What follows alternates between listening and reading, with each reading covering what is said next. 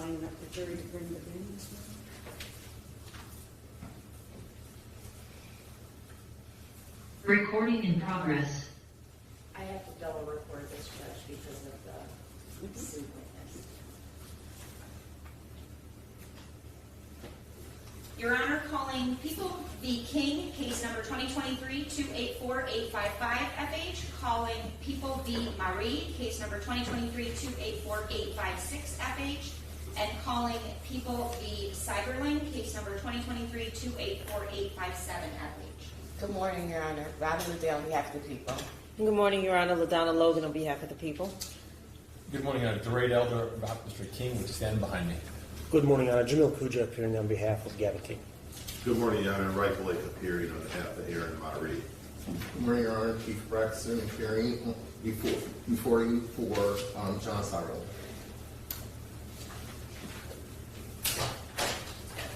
All rise for the jury.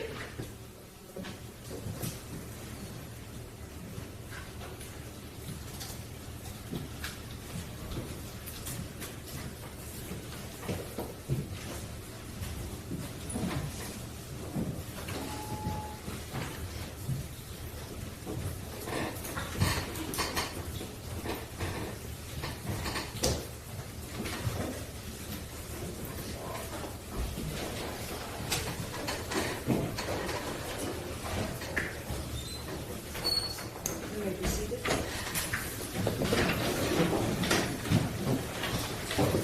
Good morning, ladies and gentlemen. We're ready to proceed this morning. So, call your next witness, please. Thank you, Your Honor. We call Mr. Charles Joe Key to testify, and he is appearing via Zoom. Thank you.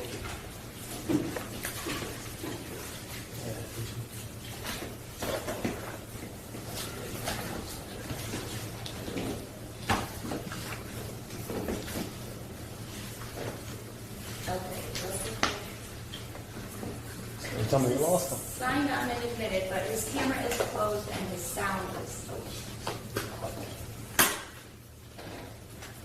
on, I have him on my screen, but he's not on the screen.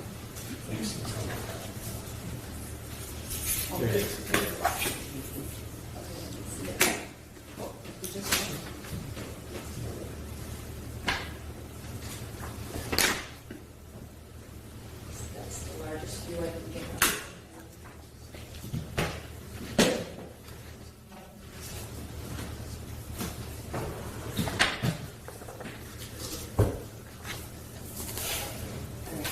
You can hear and see us, Mr. Key?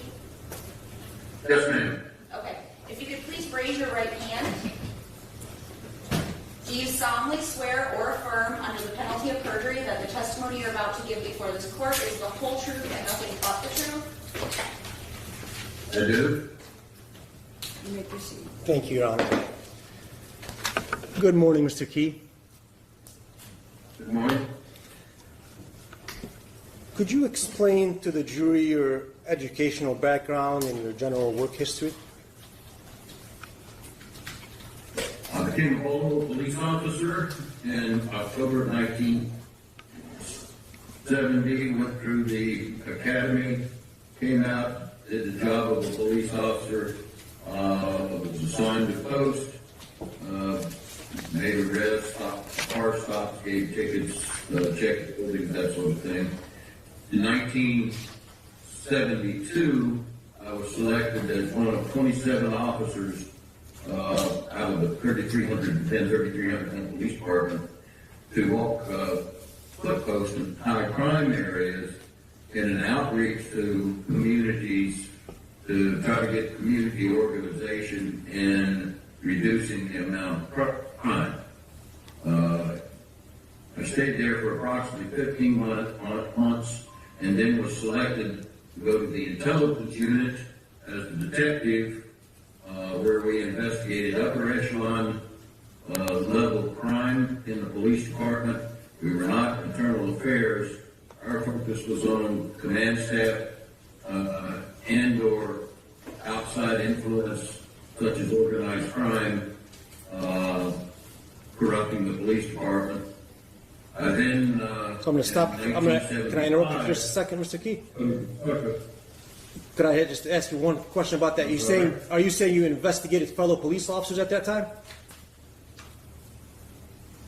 Yes, sir. We investigated. In fact, during my time there, we put 20 Baltimore cops in jail. Thank you. Please continue.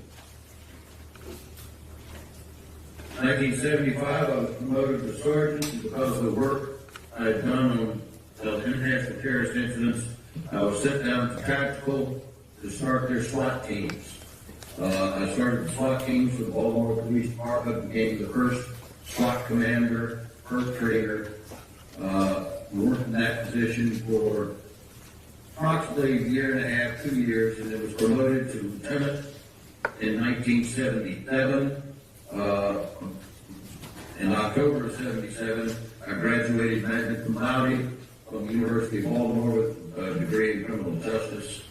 I stayed a lieutenant in the Central for approximately 8 years. During that time, I had 65 officers, 5 sergeants under my command.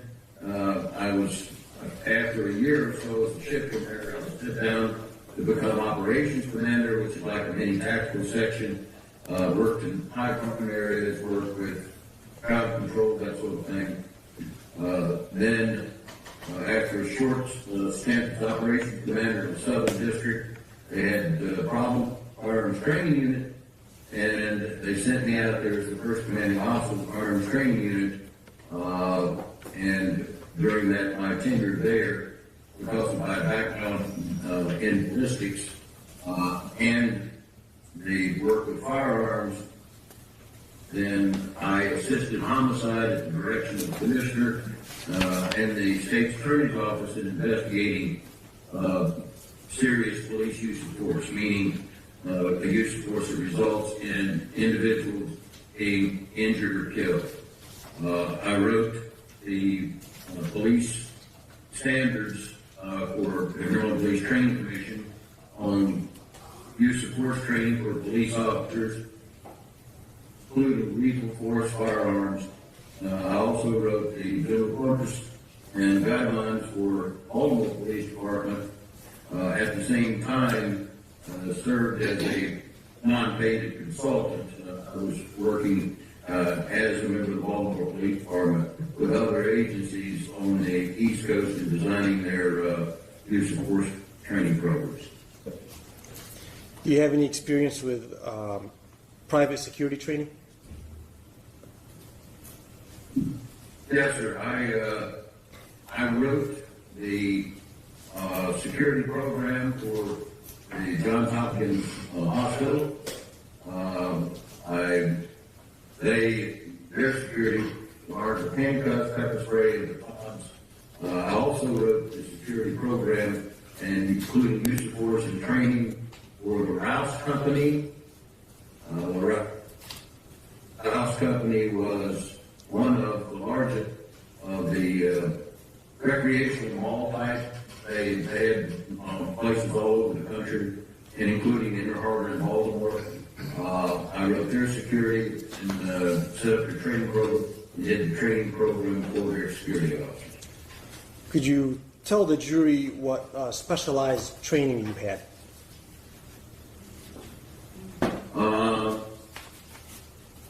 Every police officer in Maryland, actually in every state, has to undergo the recruit training level, and depends on, generally depends on what's being offered.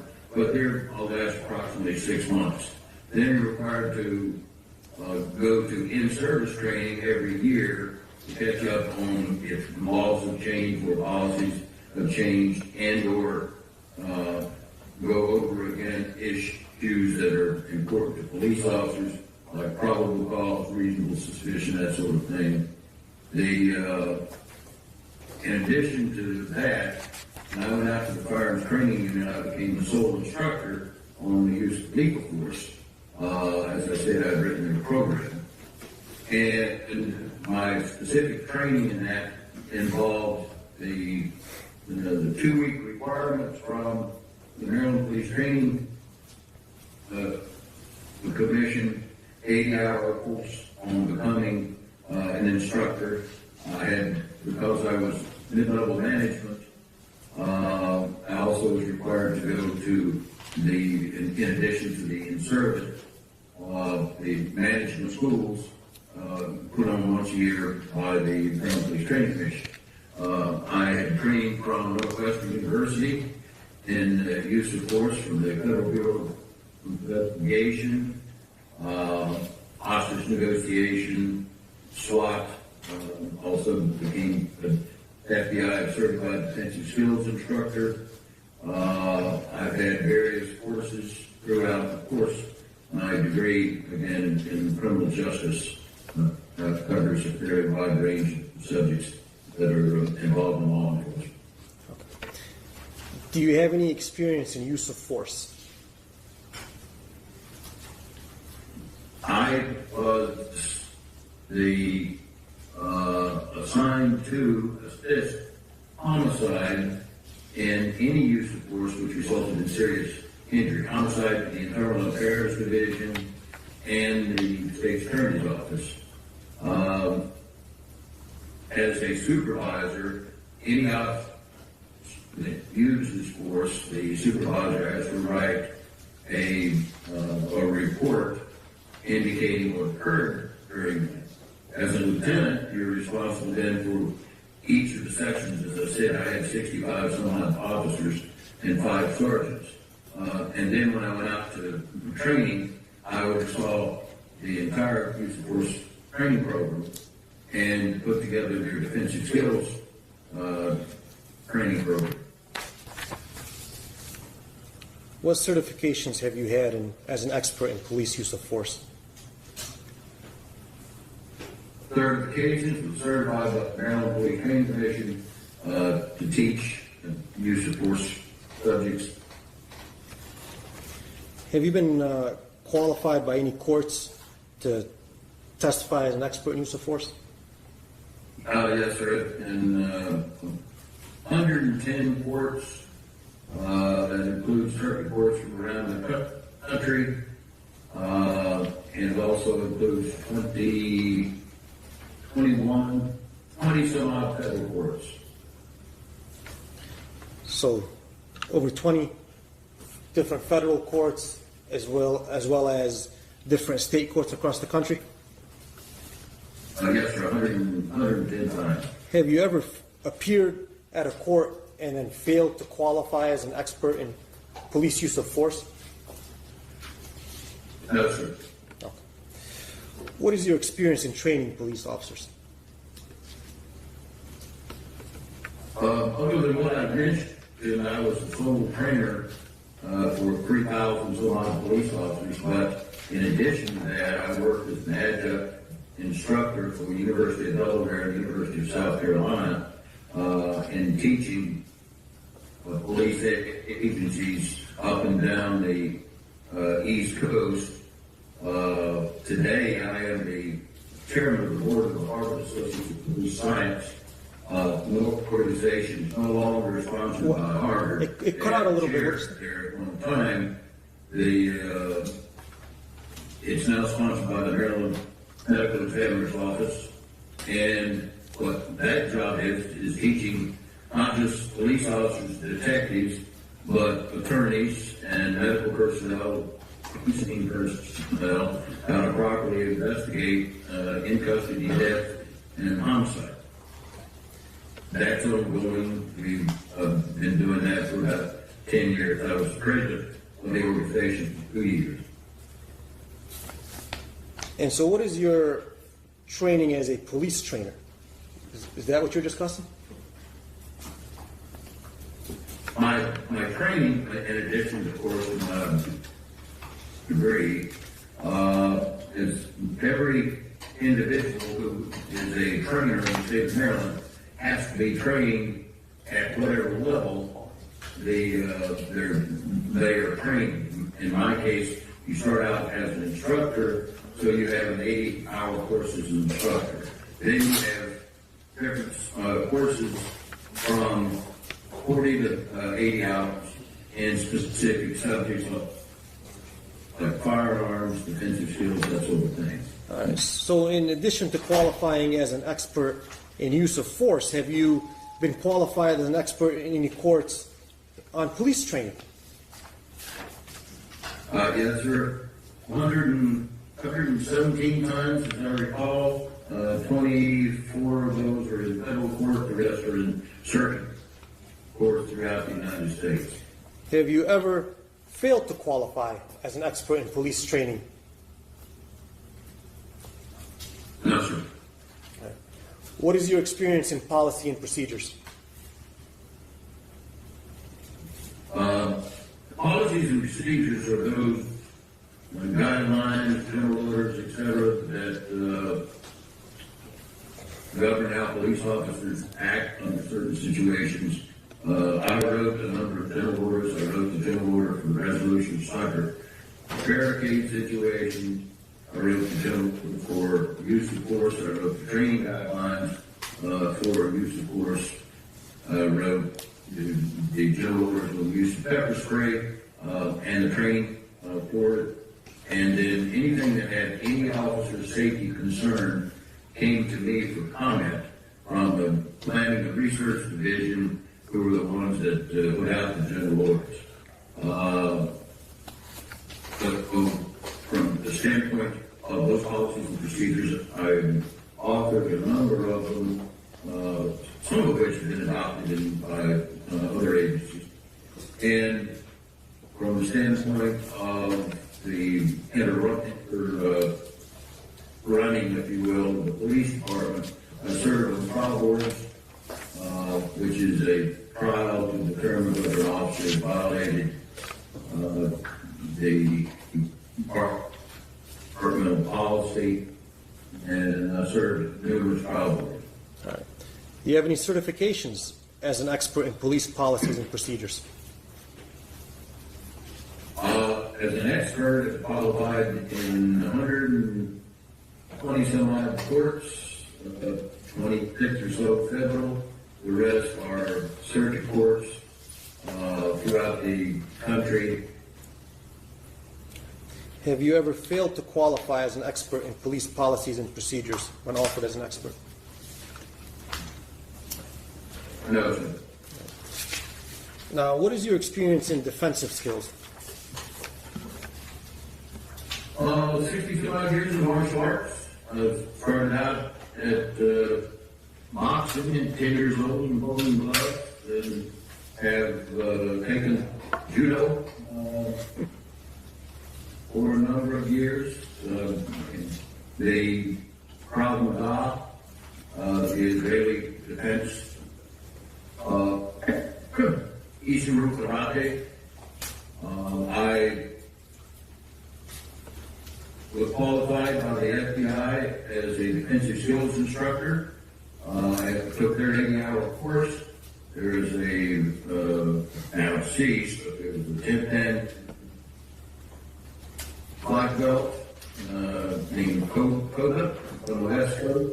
I took his defensive skills course specifically to Tom's and received certification in the use of pepper spray, and also had spent a year or so in learning Filipino knife fighting. All right. And have you been qualified as an expert in defensive skills in any courts? 46 courts, I think 10 or 12 of those federal. Okay. Have you ever failed to Very. Okay. Have you ever failed to qualify as an expert in defensive skills training? No, sir. All right. Your Honor, I would turn Mr. Key over to the government if they have any questions regarding his expertise on the areas of use of force, police training, including private security, police policy and procedures, defensive skills. Do you stipulate? No, I have some questions. Oh, good. Good morning, Mr. Key. Can you hear me okay? Yeah, ma'am, I can. Good morning. Okay. Now, if I am looking at your curricula vitae correctly, a lot of your law enforcement experience took place in the state of Maryland. Is that correct? That's correct. Okay. Have you ever served as a law enforcement officer in the state of Michigan? I have not. Have you ever conducted any trainings with law enforcement officers in the state of Michigan? In the state of Michigan, no, I have trained Michigan police officers. Thank you. You've answered my question. Have you ever worked as a mall security officer in the state of Michigan? No, Are you familiar with Michigan's Public Act 330? not specifically as with that number. No, I'm not sure what it is. Do you know the difference between a security guard that is PA 330 certified and one that is not?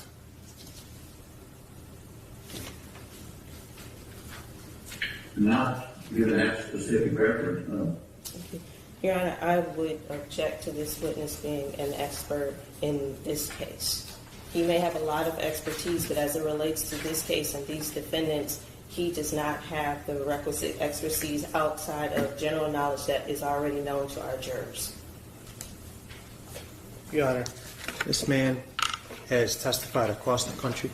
He has written books on private security training in addition to police training. His opinion is relevant to the issues before this court and could aid the jury in making their decision.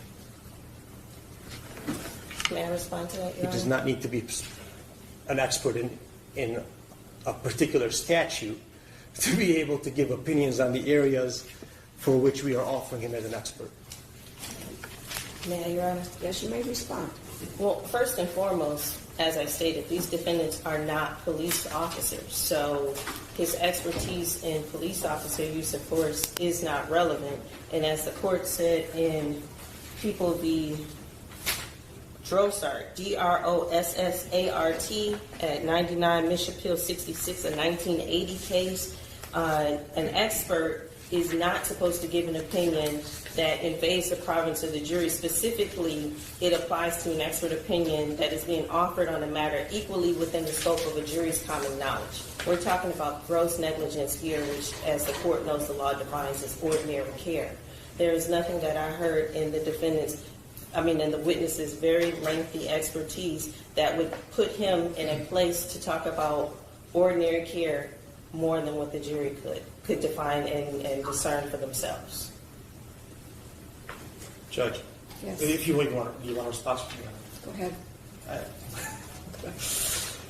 Judge, he testified that he has literally written the use of force training for private security at Johns Hopkins University, as well as Rouse Corporation, which is one of the largest mall companies in the country. And so his opinion regarding the use of force by security officers at a mall is relevant.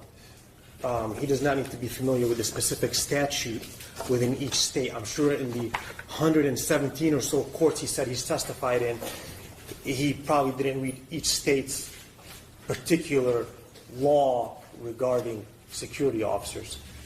They're likely all very similar. Thank you. At this time, based upon the witness's qualifications, the court will allow him to be qualified as an expert. Thank you. Thank you, Your Honor. And again, that would be in use of force, police training, including private security, police policy and procedures, and defensive skills. That's correct. Thank you, Judge. You may proceed. Thank you, Your Honor.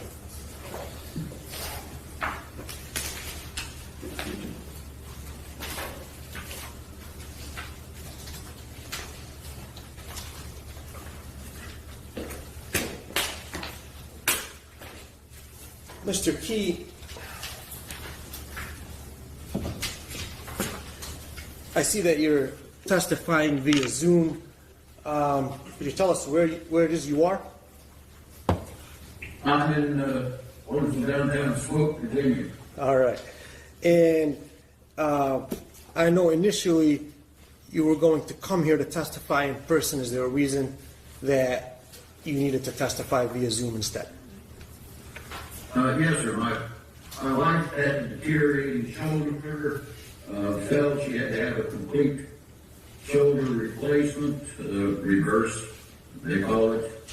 And she can't do anything for herself.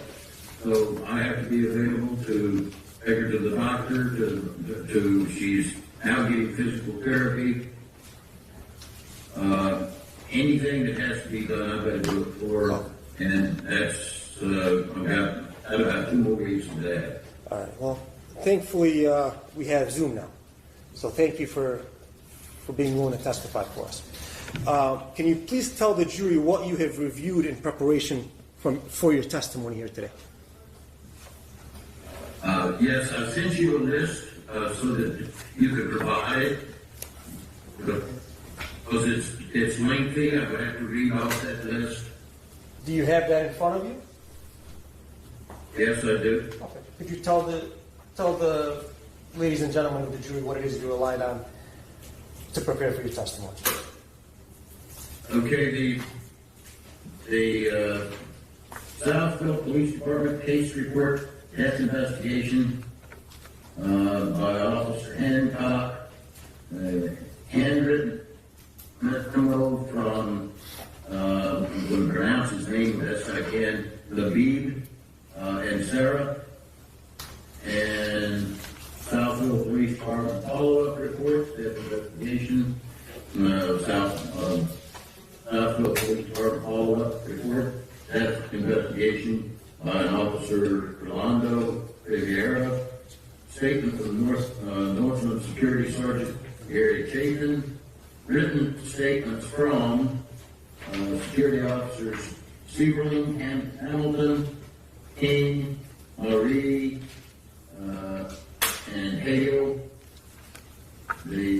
A number of Southfield Police Department death investigation supplements, handwritten statement of Akil Copeland, the Southfield Police Department case report, death investigation by Officer Hancock, handwritten statement of Rafina Kinney, Southfield Police Department case report. It's another follow-up by Officer Hancock. Interview of Latifah Kinney, handwritten statement of Latifah Kinney, Southfield Police Department case report. Interview of Oy Monk, handwritten statement of Oy Monk. Southfield Police Department case report.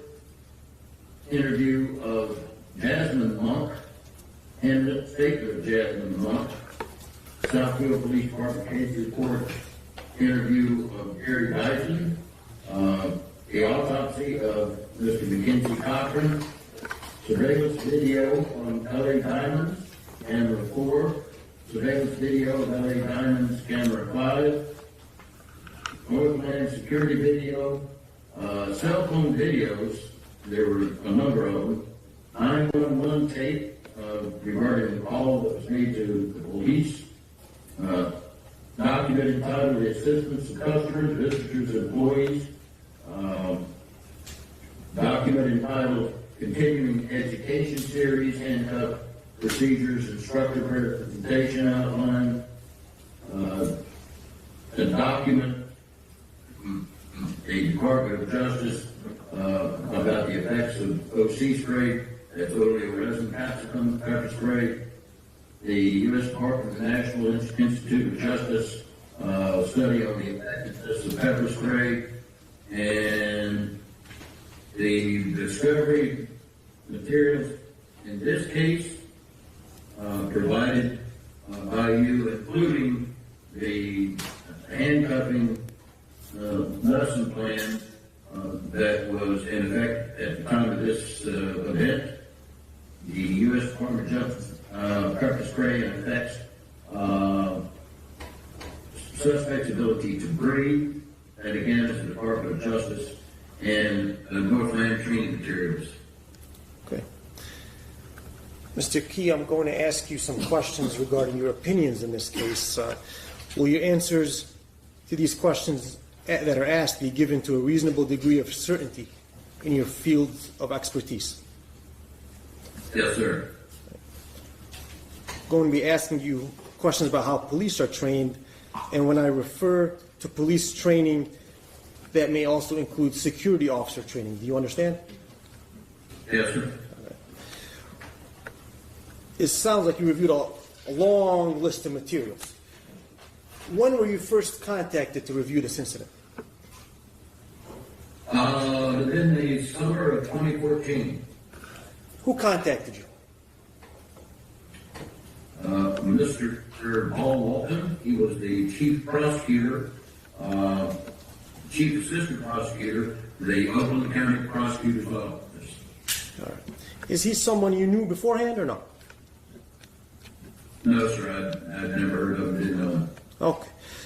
And what did Mr. Walton, who's the chief assistant prosecutor for the Oakland County Prosecutor's Office, ask you to do back in 2014? He asked me to review the case, the materials, the videos, and provide an opinion as to the reasonableness or lack thereof of the security officer's actions in the attempt to control Akron. I want to ask you, did he at any point suggest to you which way he wanted you to rule? No, sir. All right. After you completed your analysis, did you write a report regarding your conclusions back in 2014? Yes, sir, I did. And what conclusions did you reach? Your Honor, may we approach? Yes? Yes.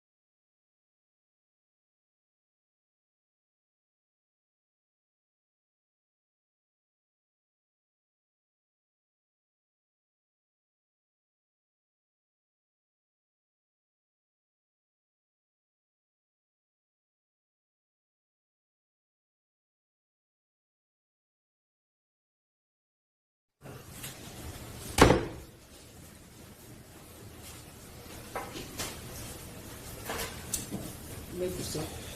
Thank you, Judge. I think where I left off was that I asked you after analyzing all of the materials that were provided to you in 2014 by Oakland County Chief Assistant Prosecutor, if you were able to reach a conclusion and write a report. And yes, I was and did. All right. And did you reach a conclusion regarding whether the actions of the security officers in this case were consistent with accepted standards of police policies and training, including that of security officers? I did, and they were. Okay. Did anyone from the Michigan Department of Attorney General, who is currently prosecuting this case, contact you at any point? No, sir. All right. The last government official that you interacted with regarding this case would have been Mr. Paul Walton back in 2014, is that right? That's correct. All right. After providing your opinion to the prosecutor's office back in 2014, when is the next time that you were contacted regarding this incident? When you called me earlier this year, Okay. And what did I ask you to do? essentially the same thing, review the materials. You said you were representing Mr. Gavin King, to focus on what Mr. King had done, review the new materials and discovery, and then provide you with my conclusions. Did I at any point suggest to you what your conclusion should be? No. So, we'll get to those conclusions in a bit, Mr. Key, but according to police training, including security officers, what is the definition of a use of force? Use of force is a physical, an intentional physical act by a security officer or officer in order to lawfully control an individual and or protect the officer or others from attack. When can a security officer use force? When it's lawfully necessary to control the person, such as attempting to arrest or trying to frisk him, whatever, and then to protect themselves or someone else from an attack or threat of attack. When you train police officers, including security officers, do you have a standard of performance that you are trying to achieve? Yes, sir. What is that standard? The objectively reasonable officer. Could you explain that to the jury? To act in a situation or manner that is consistent with how an objectively reasonable officer would act given the circumstances that the officer is confronting. Would the officer's experience and training factor into whether his actions were objectively reasonable? Certainly. Okay. And what is the standard based on? It's on real-life situations. The trainers look at the role of the security company and or police department. They see what they have to do. They then develop training to allow the officers to be able to handle that situation. And then they make sure the training is in line with company policy or agency policy, and finally that it is in line with the law, and that's actually where the name or the phrase objectively reasonable officer comes from. It comes from the law. Okay. Is that how a use of force is analyzed from the perspective of a reasonable officer? Yes. Are you familiar with a concept in police training called the force continuum?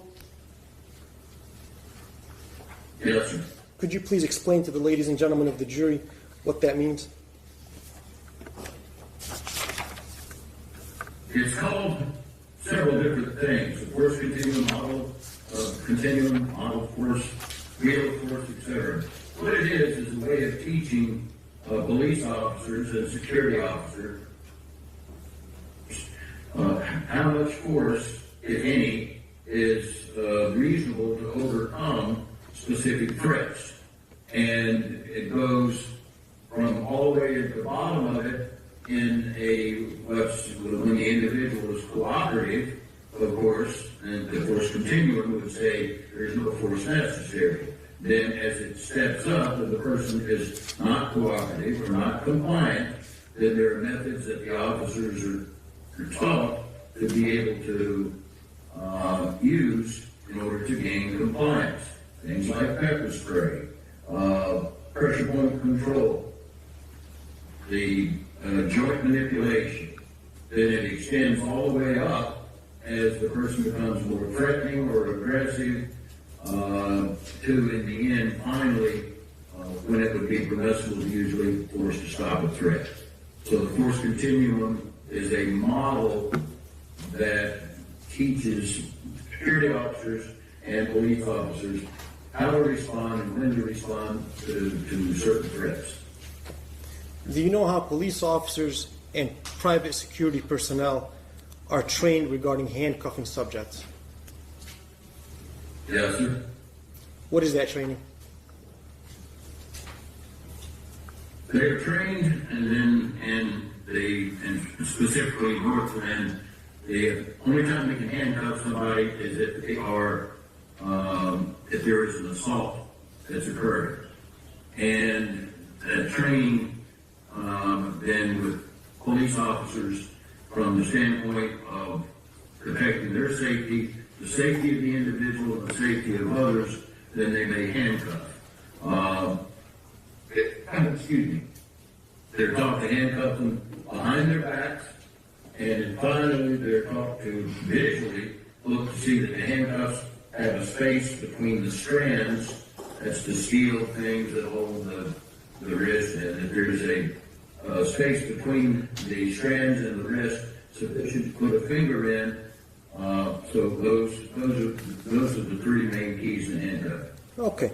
And you said typically for private security, assault is one reason that they are allowed to handcuff a subject. Is that right? That's correct. And was that the policy and procedure for the Northland Mall based on your review of their training manuals? I'm sorry I missed part of that. I said, was that also the case for Northland Mall based on your review of the training manuals? Yes, it was. Okay. All right. And when we say assault, how do you define assault? Assault is putting someone in fear that they're going to be injured. It turns into a battery if they actually attempt to or strike the individual, but essentially the definition of assault is putting someone in fear that they're about to be injured. Okay.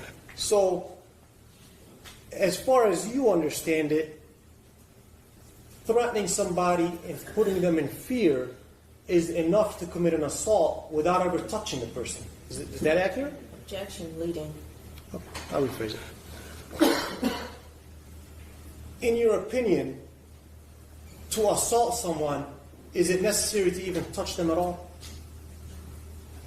No, as long as they have the capability to carry out the threat and they put the person in fear that they're going to be assaulted, that is the assault construct. Okay. How do officers and security personnel determine if there's a threat or potential threat to their safety or the safety of others? From their observations of the actions of an individual, from information that they obtain from a reliable source, that the individual has done something that is threatening. Right. What would you consider, or what is the definition of a reliable source? It's a person known to the officer who has provided information in the past and or a person who is known to the officer that the officer may deal with on a daily basis, and that the person would be available should it be necessary to provide a statement and or testimony depending on how the situation is resolved. Okay. In your experience and your training, would the owner of a store within a mall be someone that security officers in that mall should consider to be a reliable source? Absolutely. Okay. Sir, what are the reasons for cuffing a person behind his back and ensuring, I think you said, a finger's width between the cuff and the wrist? The reason for cuffing behind his back is because it's safer for the officer and it's safer for the individual. The reason for making sure that there's that finger's width between the strength hands and the wrist is so that the handcuffs are not applied so tightly that they cut into, handcuffs are steel, that they cut into the wrist. So leaving some width between the handcuff and the wrist is for the safety and comfort of the person being handcuffed. Is that what you're saying? Correct. Yes. Okay.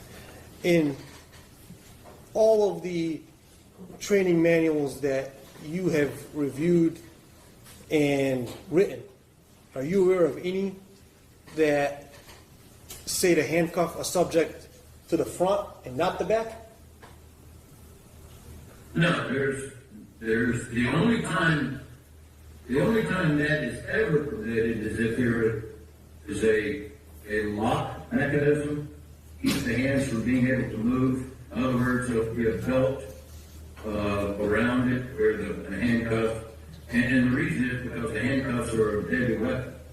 They can be used to crush the bones, choke. Cops have been killed with people that have gotten their handcuffs in front. So every police department, every security agency trains them to handcuff on the back for those reasons. Okay.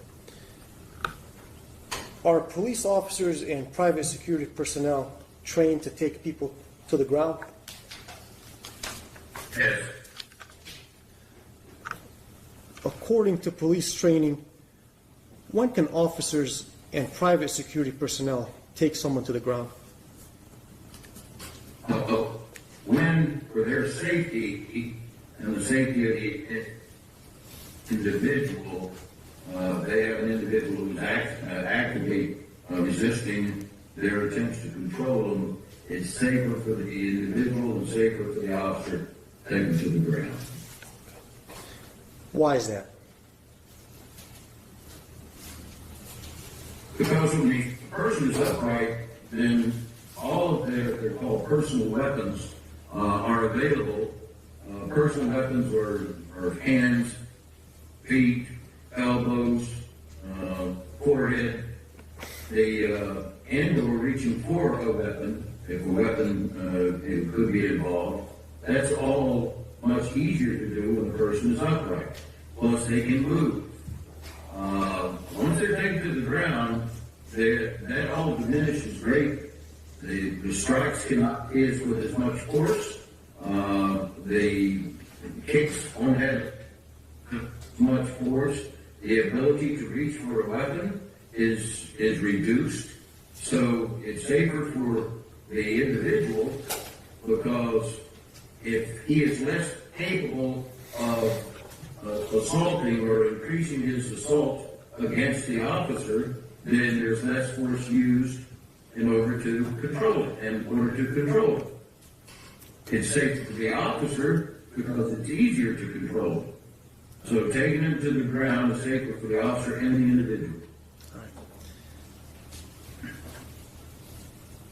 Is it fair to say, in your experience, that sometimes whether a subject ends up on the ground depends on his own actions and whether he's resisting and struggling with officers? That's frequently the case. So are you saying that sometimes it is not even a conscious decision being made by the officer to take him to the ground, but rather simply a result of the subject's actions. Objection, leading. I could rephrase it. Please. All right. It's kind of a long one. Taking a minute to think about.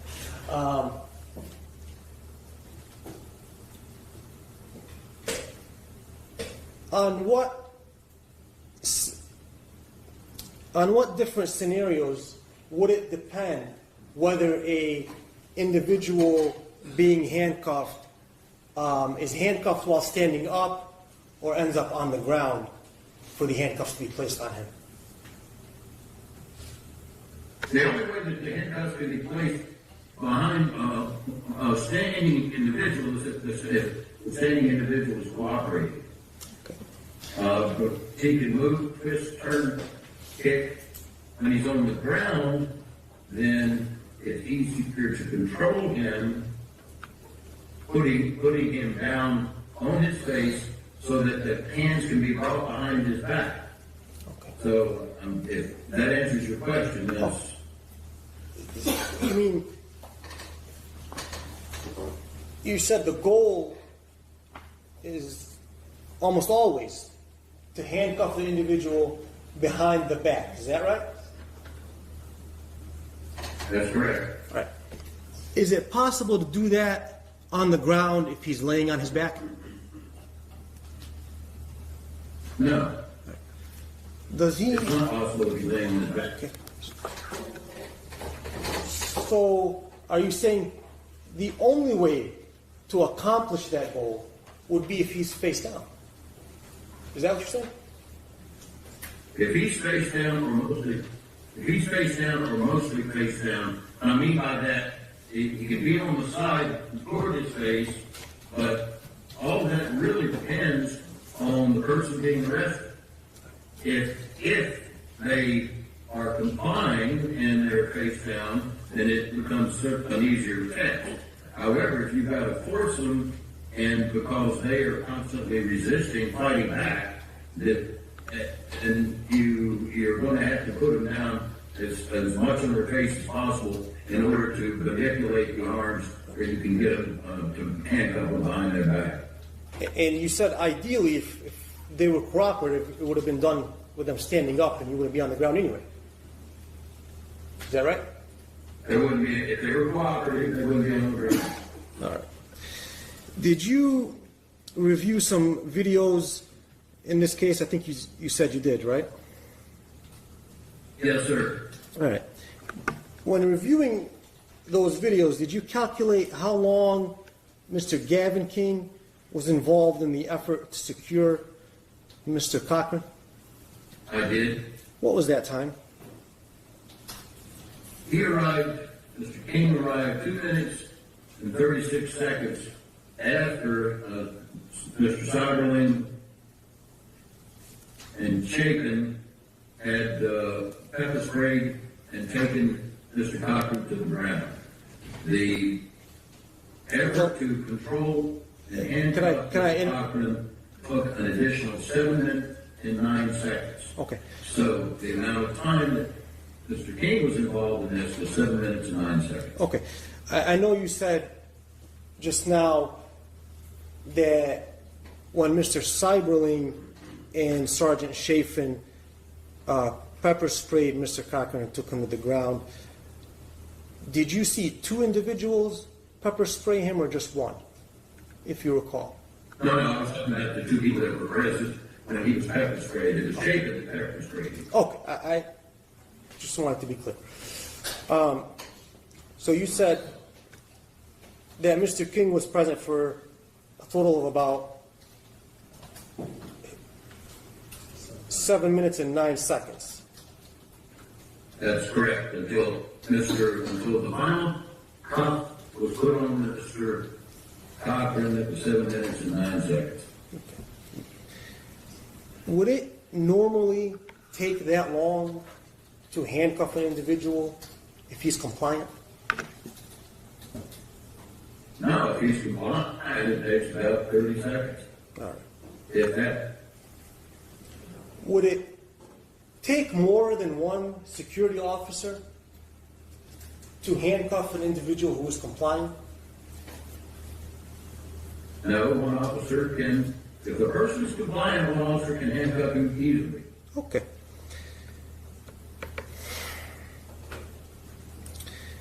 Now, you said you, in addition to reviewing the videos, you reviewed all of the material that was provided to you back in 2014, and you reviewed it again now. Can you tell the jury what actions you determined my client, Mr. King, took in those 7 minutes and 9 seconds? Your Honor, I'm going to object. It's either going to be from the video, which speaks for itself, or by hearsay. Well, Judge, he has given an expert opinion. I think the materials he relied on to form that opinion are admissible. Well, He that can goes out- give that opinion. Sorry. It goes out the scope of what the judge limited his testimony to be, which is training.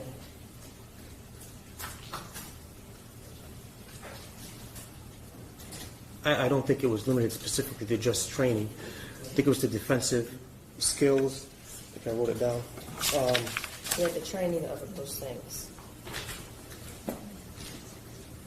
It was also defensive skills, police training, including private security, and use of force. And so the question of what actions he saw Mr. King taking, I think, is relevant to the opinion he's forming and explains why it is he forms the opinion that he does. He's got to explain what it is he saw that led him to say one way or the other. That's not the question that was asked. He was asked to describe what he saw or what he learned from the materials, which is either going to be hearsay or describing a video that speaks for itself. I mean, I really don't care to keep going back and forth, Judge. I think our positions are both pretty clear at this point. I think he's giving an expert opinion, and this falls within the scope of what he should be allowed to testify to. Well, you can ask him based upon what he saw. What was his opinion of Mr. King's conduct? Very well.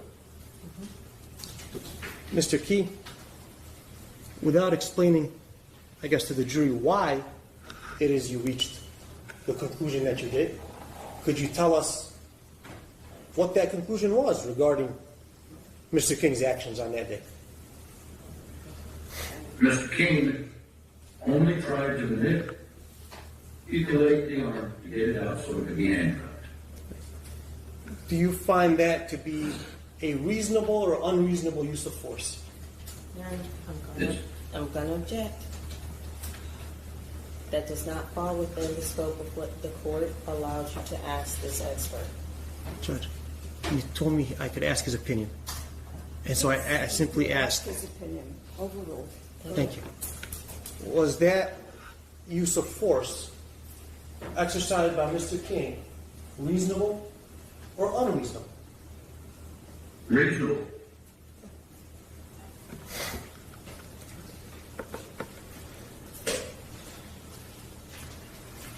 Did you ever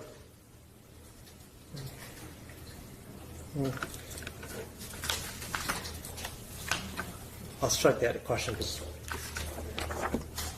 comply with your ruling, Judge.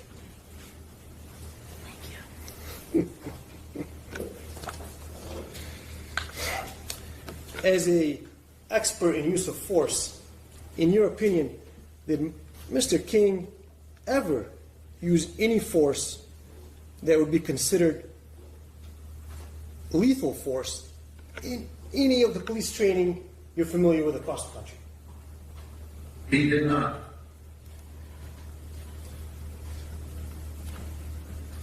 According to police training, what is the definition of lethal force? Lethal force is an act which the officer knows or reasonably should know can cause serious injury or death.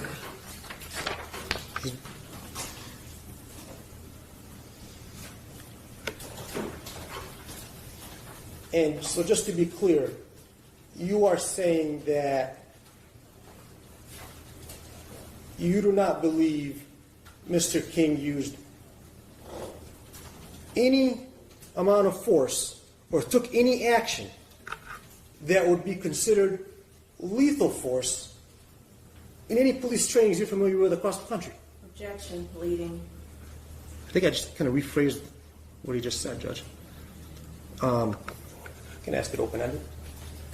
In all of the police training materials that you've written, that you've read for police departments and security agencies, private security agencies across this country, did you find that Mr. King took even one act that would qualify as lethal force in any of those books? He did not. The only thing he did is reach for Mr. Cochran's arm to handcuff him. And would reaching for an arm to handcuff be considered lethal force anywhere that you're familiar with? No, it would not.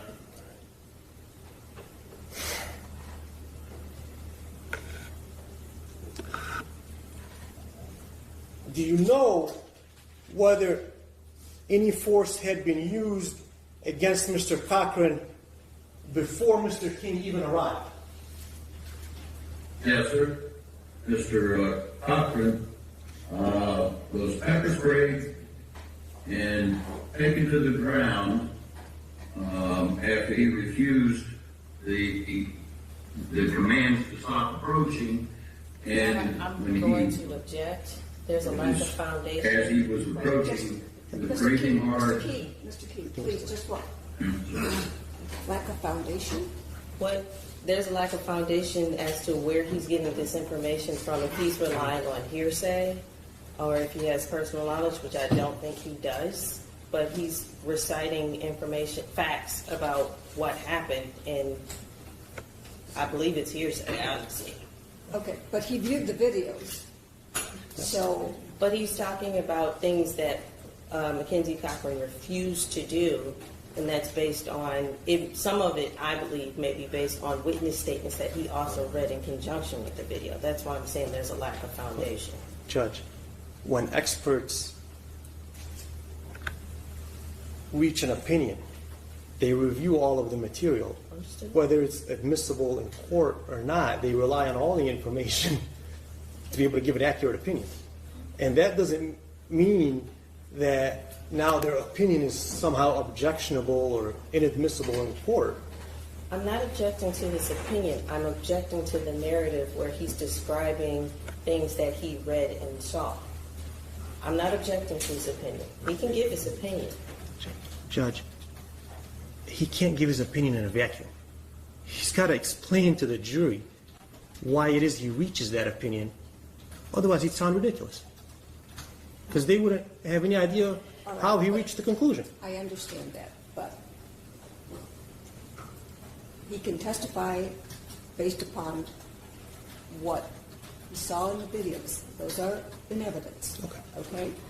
Right. And if that's what he used to base his opinion on, that's fine. But, you know, there was no, I see what you- there was no audio, so Okay. he can't testify as to what he assumed was said at any point in time. So let's just Fair enough. clear it. Fair enough. Okay? All right. Thank you. Mr. Key, did you understand the ruling by Judge Anderson? I did. Okay. I did. All right. So we're clear and there's no issues. I'm going to try to re-explain it to you as best as I can, okay? And I'm sure Judge Anderson will correct me if I'm restating it wrong. I understand you reviewed a ton of material, correct? Correct. All right. And some of that material was admitted as evidence here in court, and that would be the videos that you reviewed, as well as the training manuals, right? I don't know what it is, Okay. but All right. I'm assuming you're telling me. I'm going to list them for you. The videos there was the training manuals, but it would not include any audio or written statements from individuals. Is that fair? That is fair. All right. So if you could limit the answers to being based on what I just stated, video without audio, and training manuals.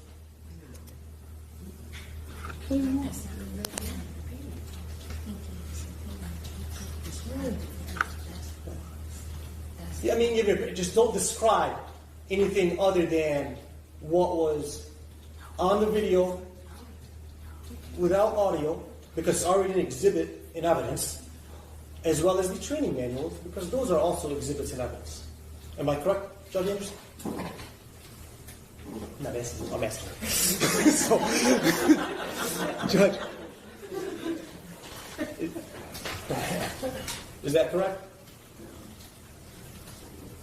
Pretty much, All right. yes. So let's see where that takes us, and if there's an issue, I will let you know. Thank you, Judge. Thank you. Go ahead, Mr. Key. All right. Do you understand the question? I'd like to hear that. I'd like to hear the question again. Yes, I forgot where I left off. Just 1 second, Judge. I'm sorry.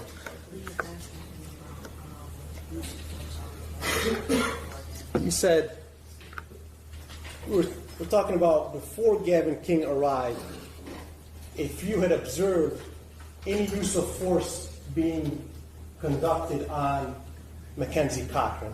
Do you remember any amount of force being used on him before Gavin King even arrives on the scene?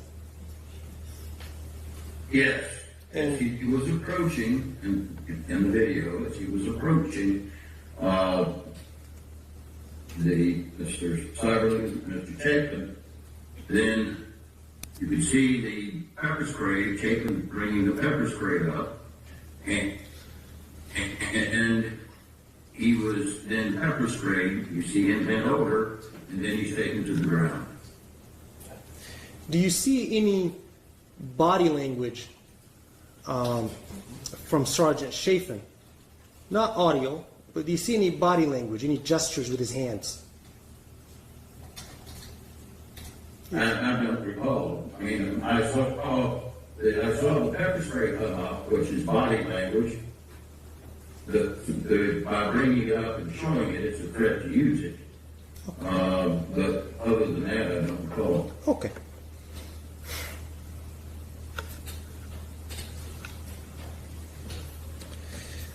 Now, given the information that you have, do you have an opinion to a reasonable degree of professional certainty in your fields of expertise as to whether the actions of Mr. King were consistent with accepted standards of police practices, policies, and training, including that for private security officers?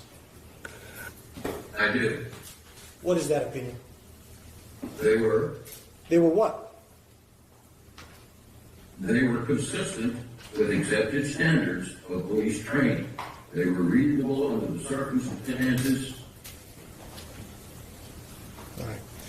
In order to make That they were confronted. Okay. In order to make the bases of that opinion clear to the jury without getting into all the material that we reviewed, I'm going to present you with a hypothetical scenario, if that's all right. And then if I could just ask you to give me an opinion on each of those scenarios. Is that fair? Yes, sir. All right. A store owner in a mall calls for security and indicates that he needs assistance, that a person at his counter is making him nervous, and reported that he heard the person say, "I want to kill someone." That the subject is wearing a large jacket. The store owner cannot see what's inside of it or what he has in his pockets. And the store owner says, "I will shoot him if security doesn't get here to help me." What is your opinion regarding that hypothetical? Very dangerous circumstance coming from a reliable source, and given the number of all shootings that have occurred, both before and since then, it is something that security is going to have to act on promptly, quickly. You've got a threat of a weapon being there. The store owners comment that he was shooting, so for the protection of the individual and the protection of other people, security is going to have to act and respond immediately. Okay. Now, if I add to this hypothetical that the individual that security officers find when they respond is over 6 feet tall and over 200 pounds, and he's standing at the counter, looks at him, starts breathing very hard, would those facts be material to your opinion? Yes, sir. A person that large can cause severe damage with or without a weapon.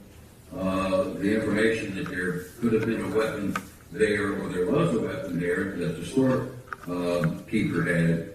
So because of that, the security officers are going to have to take control of this individual for his safety and the safety of themselves and the safety of other people in the mall. And when you say other people, would that mean employees and just customers, patrons of the mall? Yes, patrons and employees. As well as fellow security officers. Is that right? Yes, sir. I said that. Okay. With security, other people in the mall and the subject himself. Okay. What, if any, is the significance to your analysis that he was breathing hard? Given the information that they had from your hypothetical that said that he was going to kill someone, that would be interpreted as being an aggressive, very aggressive and angry response. How about if he had his fists clenched? Would that affect you? That is good. You've got somebody breathing hard with fists clenched would be reasonably perceived as setting up and beginning an attack, particularly based off of the information where he said he was going to kill someone. Do officers need to wait until they are struck, punched, before they can take action to defend themselves? No, sir. If they had to wait, then the likelihood is they wouldn't be able to take action to defend themselves or someone else. They had to act based on their observations, based on their knowledge, You said you're also... prior to the person drawing the gun, prior to the guy assaulting them. Okay. You said you've been qualified as an expert also in general defensive skills. Is that right? Yes, sir. All right. Would even a normal citizen, not a police officer or private security officer, but just a normal, everyday person walking down the street, let's say a lawyer like me, would he have to wait until such an individual strikes him before he's able to take any action to defend himself? No, sir. All right. And No, sir, for the same reason. If wait until you're struck, you may not be able to respond at all. now, would any of these facts that I gave you in this hypothetical of the individual breathing heavy and having said he wants to kill someone and staring and clenching his fists, couldn't that possibly indicate that he could have mental health issues? Well, it could, the real concern is not just breathing heavy by itself and clenched fist, is not by itself indicative of a person that has mental issues.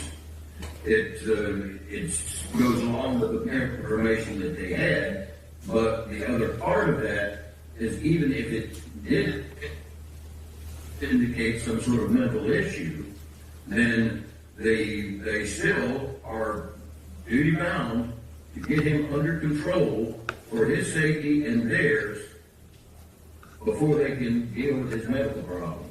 Okay.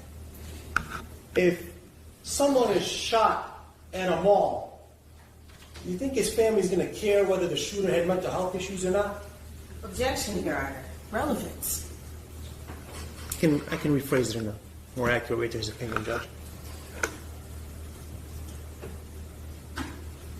In the scenario that I provided to you, would it matter at all to your analysis of whether it is reasonable to use force, whether that individual is suffering from mental health issues or not? No, it would not. Why not? Their first responsibility is to secure the person for his safety and theirs and the patrons and the stores. Okay. Now, as part of your job in your training of police officers across the country, you look at events that take place, current events, mass shootings, stabbings. Do you keep up with these things?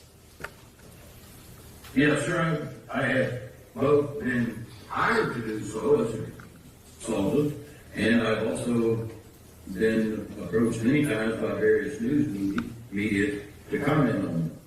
Okay. And would it be fair to say that sometimes these sorts of things are committed by someone with mental health issues? Is that fair? You broke up a little. I'm sorry. You broke I up a said, little bit. let me get closer to the microphone for you. Would it be fair to say that sometimes mass shootings, stabbings, or other incidents of violence in public places are committed by individuals with mental health issues? Objection, Your Honor. That has occurred, Relevance. yes.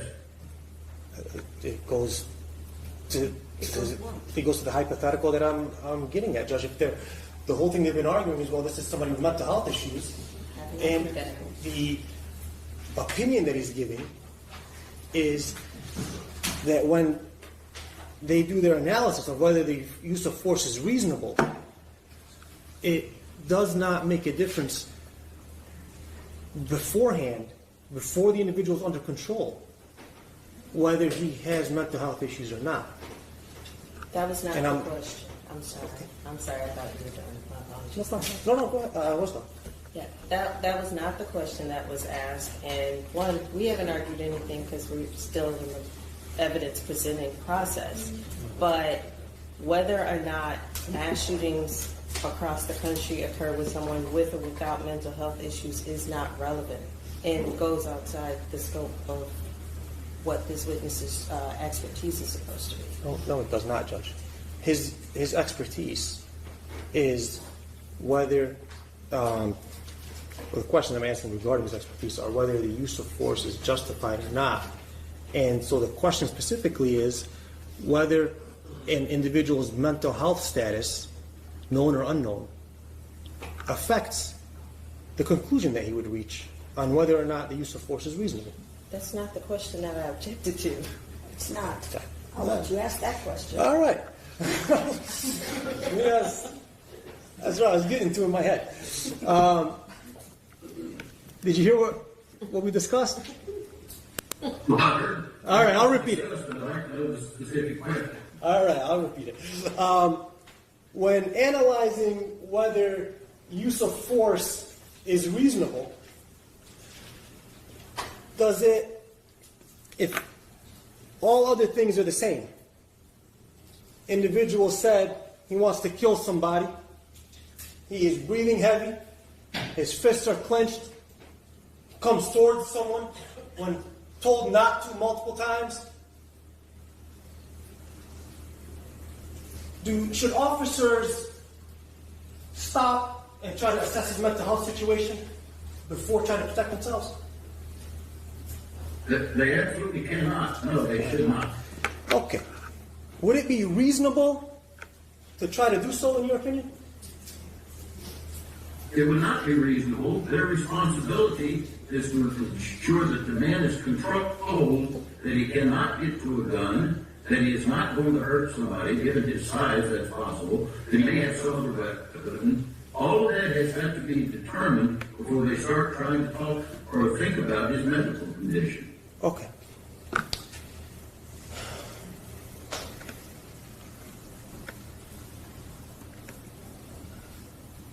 What about the individual's safety?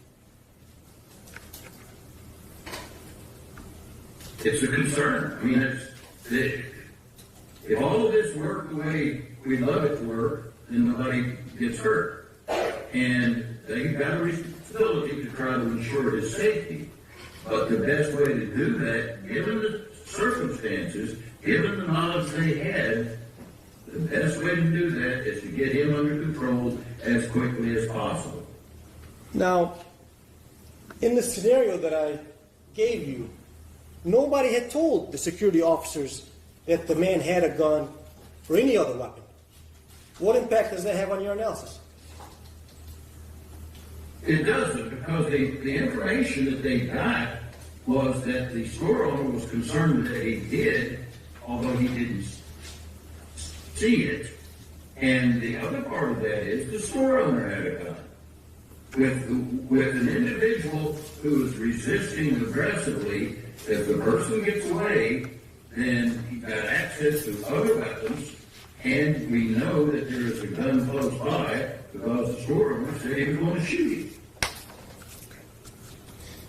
Should officers wait to see whether or not the individual has a weapon before taking action? They can't. If they have to wait to see the weapon, by the time they see it, somebody is going to be dead.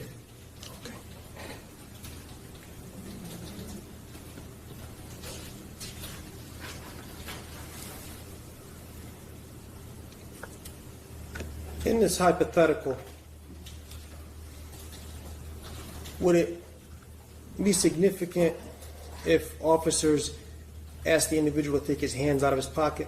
What significance, if any, would that have to your analysis of their use of force?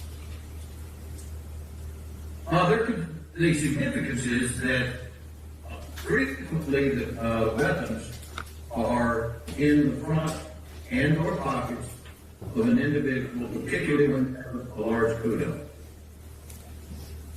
So asking them to take their hands out is a de-escalation technique, because by taking his hands out, it doesn't completely remove the threat, but it reduces the person's ability to obtain a weapon if he had a weapon.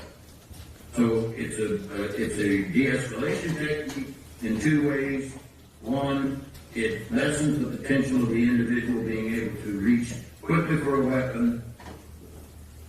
And two, it also engages him by telling him to do something, and if he does it, then they're communicating, which is de-escalation. Okay. What is the definition of de-escalation? De-escalation is any action or word taken by an officer to reduce the likelihood that you use more force. It's also using lesser force or threatening lesser force when more force would be reasonably necessary. Now, remember my caution to you earlier about only or answering the question, but not telling us about materials you may have reviewed outside of the videos without audio and the training manuals. Were you able to tell whether or not the security officers in this incident took some or engaged in some de-escalation tactics, if you could tell.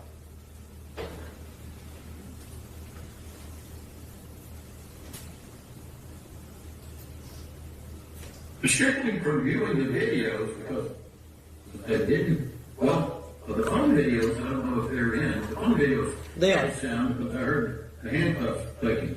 But from viewing the videos, the fact that they kept trying to get in his hands to handcuff him, the way that they were trying to control him on the ground, considering the threat that they had, which was he's potentially armed and he's going to kill someone, using those tactics is a de-escalation, because this guy presented a serious threat from the information they had. So, yes, it's de-escalation, because all they're trying to do is handcuff him. They don't use any other force other than the initial pepper spray.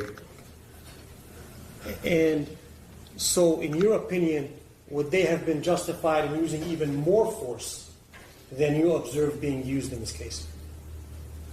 Yes, sir.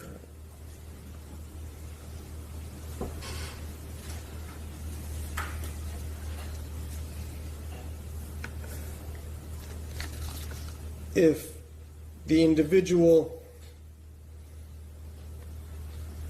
after this de-escalation tactic of asking him to take his hands out of his pockets, he complies, but then begins walking toward the officers, breathing hard with his fists clenched down at his side, how does that affect your conclusion? That would be perceived by any reasonably trained security personnel or officer as a threat of assault. It would be considered an assault, an aggressive action, and it would also support the information they had from the store owner that this guy said that he was going to kill someone. Now, if security instructs this man to stop, asks him to walk toward the exit, and points pepper spray at him without actually administering it, and again tells him to stop, would those facts be germane to your opinion? Yes, sir. They're, again, de-escalation. The threat of using a force like showing the pepper spray is de-escalation. Communicating with him is an attempt to de-escalate. By getting him involved in talking, then it changes, or that's what it's designed to do. It changes the dynamic, or it's an attempt to change. In this case, it did not. Now, if at some point pepper spray is administered and the individual, still with his fists clenched, bends over and then unclenches his fist just to grab his face, does that affect your opinion on whether force could be used while he's attempting to wipe his face from the pepper spray? At that point, the pepper spray has done what it's supposed to do, which is distract. And at that point, because to the previous actions and the information, taking him to the ground was the safest thing for him and the safest thing for the security personnel. Okay. And why is that? As I said, it's safer with him on the ground because he can't strike effectively. It's harder for him to reach for a weapon. That's why they will put him on his stomach. In order to be able to handcuff him, they've got to do that. But also, weapons are most frequently kept in, well, different cultures call it different things. It's called a dip. That is in the front of the pants where a gun is stuck down. But when they have a coat, that also could be in the pockets. So by putting him on his face, it allows him to get the handcuffs on him more quickly, more easily, and it also restricts his ability to reach for a weapon. Okay. And so you said that using pepper spray in this situation would be justified as reasonable in your opinion? Absolutely. Okay. Pepper spray is at the low end of the force continuum. It's at the same level as joint manipulation. Okay. It's a compliance tool. And once administering the pepper spray, in your experience, do subjects become more or less combative with officers after they've been pepper sprayed? It actually, there was studies about that, and I participated in it. Pepper spray can really tick some people off, and some people become compliant, other people become combative. The reaction to it depends on the individual. Okay. If the individual is somebody who is unknown to the security officers, in your experience and the way you train police officers, including private security personnel, do you train them to just leave the man alone after administering pepper spray, or to then proceed to handcuff that individual and get him under control? No, the pepper spray, if the pepper spray does not make him immediately compliant, then they're taught to gain control. Gain control on an individual means also taking him to the ground. Okay. I submit to you that Mr. King add this information about the store owner's concern and arrive the store owner's concern about the man threatening to kill somebody, and that he arrives 2 minutes and 36 seconds after the person was pepper sprayed and taken to the ground, and he observes security personnel attempting to handcuff the person. Would you consider Mr. King's reaction of attempting to bring the individual's arm behind his back in order to be handcuffed a reasonable thing to do? Your Honor, I believe that's been asked and answered. We have asked him, he has answered.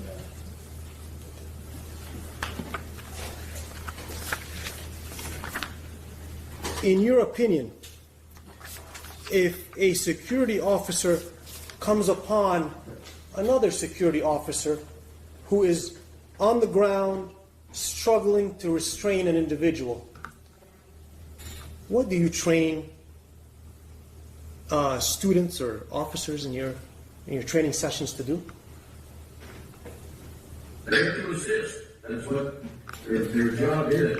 Okay. The more people you have, it's incorrect that some people think that having 3 or 4 officers is somehow wrong. The more officers you have, the better chance you have of controlling. The more quickly it can be controlled, and the less chance you have of injuring the individual with multiple officers, particularly when you've got somebody that's very strong. And so, are you saying that as long as officers are struggling, any available officer should assist? Is that a fair statement? Yes, sir. Yes, sir. In your opinion, should officers be concerned with keeping it a fair fight one-on-one? No, they're not fights. They're attempts to control, and in fact, the reason they're not fights one-on-one is because the officer's response is structured. The officer can respond in certain ways. That's the way the force continuum is designed. the guy they're dealing with to do whatever he wants. Kick, gouge, bite, hit with a hammer. But in their case, they've got to structure it. That's the way they're trained. Now, if the individual is resisting the attempts to handcuff him and says several times that he can't breathe, does that affect your opinion? It doesn't affect my overall opinion, and it's the saying I can't breathe.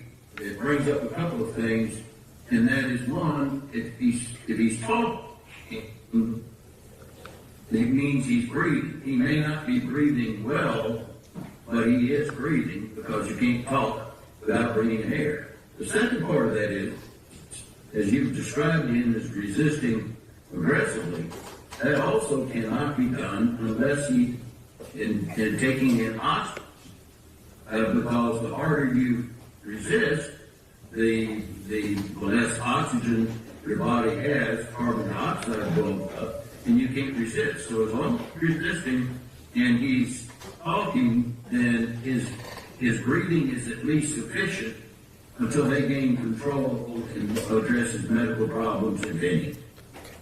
Now, I'm wrapping up. I don't want to put everybody to sleep here, but it's very important. After finally handcuffing this individual, they used 2 sets of handcuffs and turned him on his side against a pillar. What is your opinion of those actions? The appropriate technique for allowing someone to breathe that you've been struggling with is to turn on the side. Yanking it back against the pillar, depending on how his chest was positioned, is also an attempt to allow him to breathe. How about giving him water? And giving him water is, that's, if you're talking about spraying it on his face. No, giving him water to drink. Giving him a cup of water to drink. You broke up. I still don't hear you. I said giving him water to drink, not, I'm sorry if it cut up, not spraying it in his face. Giving him a cup of water to drink. What do you think of officers doing that after they have him under control? If they do that, they've done that, and he's able to drink it, then that's perfectly fine. Okay. They're trying to do something to make him more comfortable. And Mr. Key, in your opinion, in your background, when a sergeant is on the scene, as well as other just low-level or entry-level officers, who is in charge? Sergeant is. Right. What do you train officers to do with respect to any commands or orders that may be issued by their sergeant? As long as they're legal, they're to follow them. Okay. Would instructing subordinate officers to grab someone's arm or place handcuffs on his arm be a lawful order in your opinion, or an unlawful order that they should disobey? Given the circumstances we've discussed here, would certainly be lawful. Okay. Mr. Key, have all your opinions been expressed with a reasonable degree of certainty in your fields of expertise? Yes, sir. All right. Back in 2014, did you author a 22-page report upon conclusion of your review of the materials provided to you by the Chief Assistant Oakland County Prosecutor? I did. All right. And that was dated August 20th of 2014. Northland Mall Security Incident Expert Report, addressed to Mr. Walton. Is that your report? Yes, sir. Your name at the top, Charles J. Key, Senior Consultant? Yes. I would move to admit Mr. Key's expert opinion that he prepared, 22 pages, back in 2014, upon request of the Chief Assistant Oakland County Prosecutor. Is there any objection? Yes, ma'am. Is that, I got it from you. is that your exhibit? What exhibit? That would be Defense Exhibit E. That's would be the next letter I would be using, so is that what it is? Yeah. Your Honor, I would have to object to the admission of this document. It contains hearsay with no hearsay exceptions. There are statements that would violate the people's right of confrontation. There are opinions in that document itself that would invade the province of the jury, and so the people would would object to the admission of this document. The witness has been able to testify to his opinions without violating the hearsay, the people's right of confrontation, or the province of the jury, and I believe that's sufficient. May I briefly respond, Judge? And I will keep it brief. The right of confrontation is a constitutional right, and I'm sure the court is aware the Constitution provides rights to its citizens, not to its government. So these defendants have a right of confrontation, but the government does not. And so that is not a proper basis to object to entry of this man's 22-page report conducted soon after the incident we're all here to decide. With all due respect, Your Honor, pursuant to Crawford v. Washington and U.S. v. Davis, the people have a right of confrontation when you have testimonial statements within a document. I have a right to confront those witnesses who are not available, who are not here. Thank you. Thank you. He has testified based upon the report that he did back then and a more current review of the information. So the court will not admit that document. Thank you. Thank you, Judge. Mr. Key, thank you for your time. I hope your wife is getting better. I have no further questions for you. Okay. Thank you. We're not done yet, Mr. Keys. We have more people to ask you questions. Yes, ma'am. All right, thank you.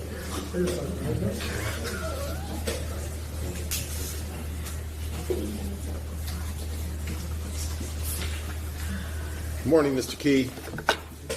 Good morning. I'm attorney Wright Blake, and I represent Aaron Marie. So I'm going to ask you a couple of questions regarding Mr. Marie. You've testified that you reviewed the video or videos pertaining to this case. Is that correct? Yes, sir. And you've testified to the initial interaction between the security officers and Mr. Cochran, correct? Yes, sir. And the initial interactions would have been Sergeant Chafin with the pepper spray and another individual, Mr. Sieberling, who was present subsequently after that, correct? Correct. Now, in your observation of the videos, did you ever see Mr. Marie pepper spray anyone? He did not. Did you see Mr. Marie take anyone down?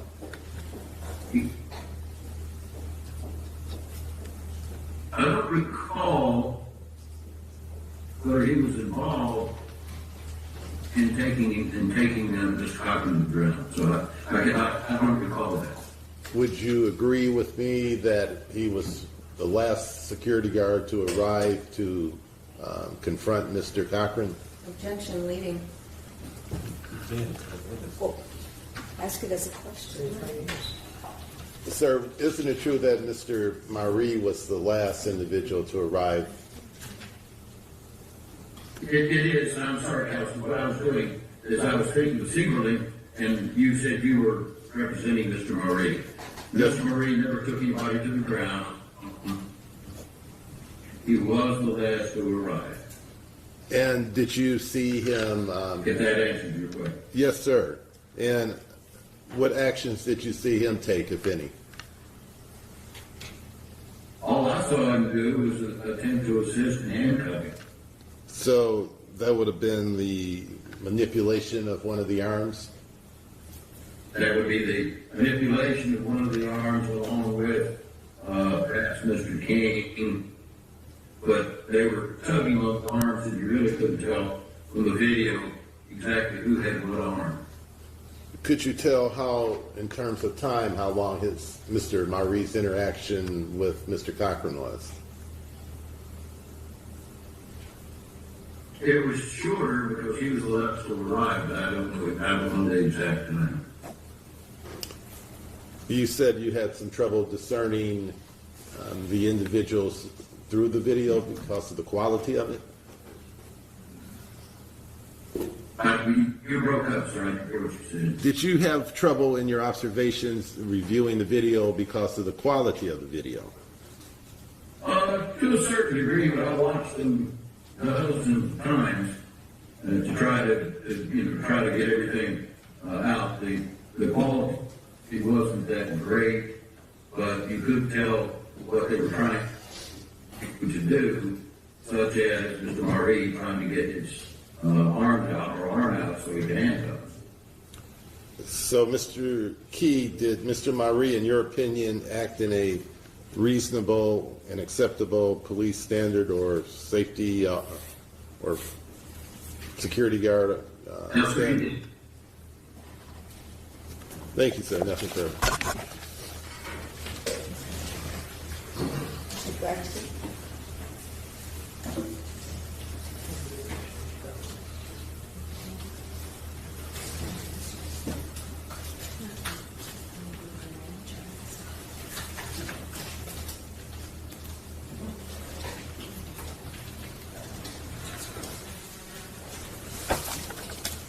Good morning, Mr. Key. I am Attorney Keith Braxton for Mr. John Cyberling. Good morning. Just have a few questions for you. My first question, you were talking about force continuum model. Are there any particular elements or a checklist for the different levels that you had listed earlier? Like you were saying something about pepper spray in particular. You said there were use of no force, then you also said pepper spray. Are there any particular elements to those? Elements as to when you use it?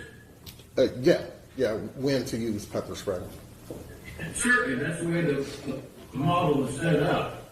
The amount of force on the one side starts at the low end, and by the way, they don't have to go step by step, but it will tell you that under certain circumstances you can use this amount of force.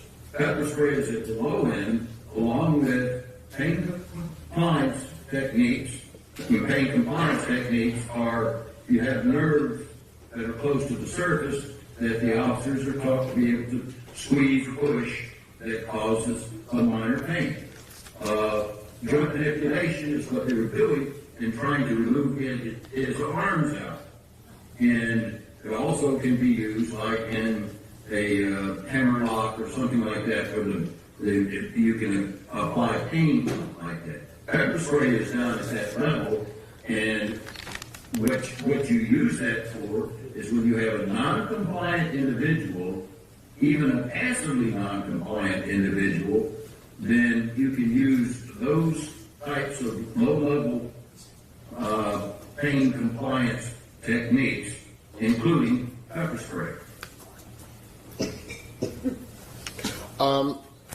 And so, going by what you just said, was Sergeant Chafin actions reasonable in pulling out the pepper spray? Your Honor, I'm going to object to the form of the question. It does not comply with the court's order as to what this witness can opine. You can opine as to whether or not the use of pepper spray was reasonable, but that's. Okay, that's what I asked. If it was reasonable.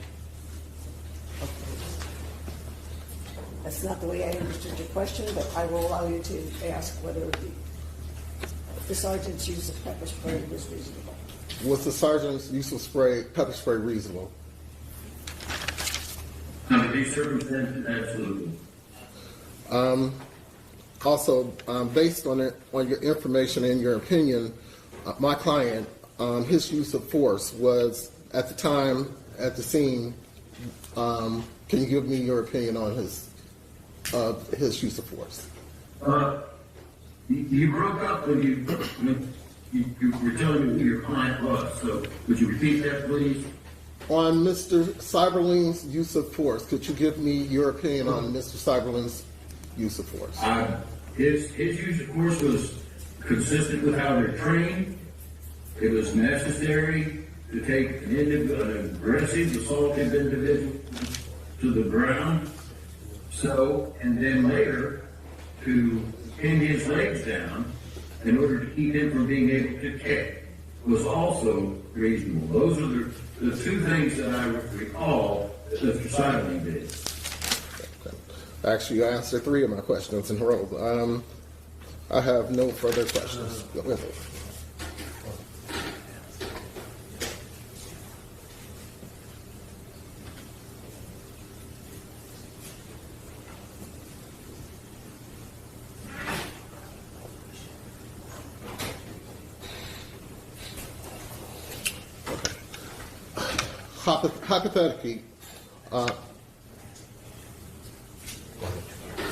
Hypothetically, if the officers were not trained in passive techniques, how would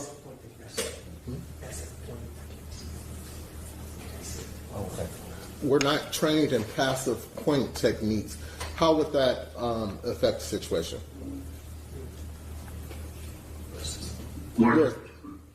I'm sorry, you're breaking up a little. Not trained in passive what? Point techniques.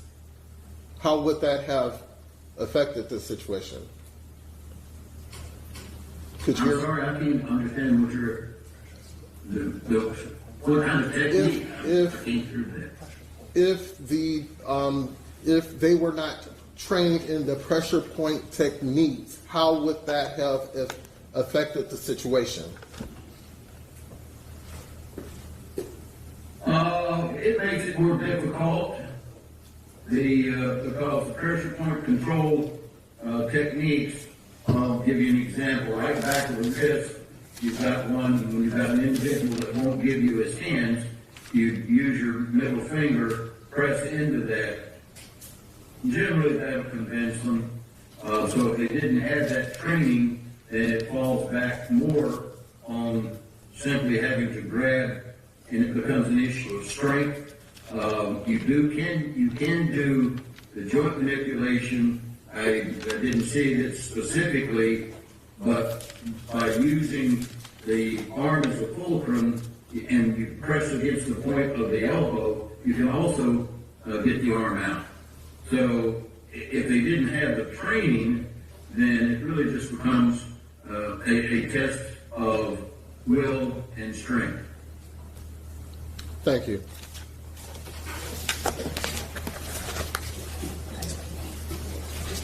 Ladies and gentlemen, would you like a brief recess before we have cross-examination by the Attorney General? Yes, okay. All rise for the jury.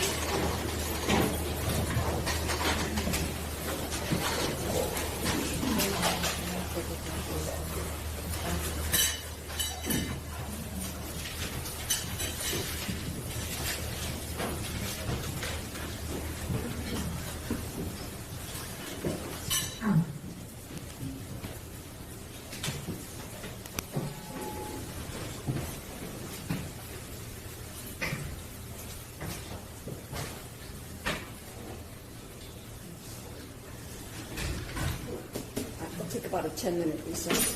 Thank you. Thank you.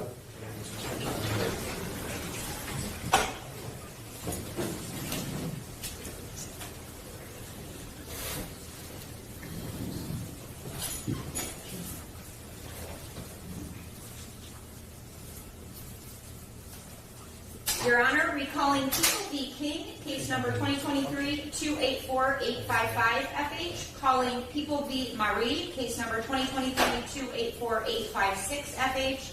And calling People v. Cyberwing, case number 2023-284857-FH. All right. Hopefully, is the jury out there? They're on it. They're lined up? All right. Let's bring them in. Thank you, Deputy. All rise for the jury.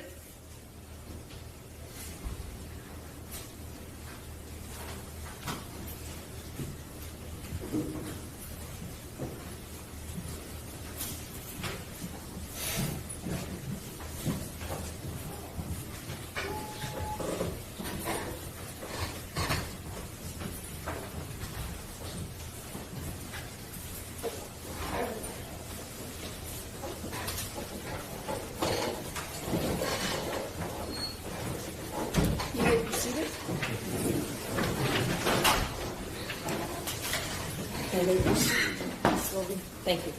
Mr. Key, can you hear me? Yes, ma'am. Okay, thank you. Now, you were asked several questions about the use of force continuum, and that use of force continuum applies to police officers, correct? It applies to anybody that has a role that might have use of force, whether it's called that or not, because you have to teach whoever that person might be under what circumstances they can use what force.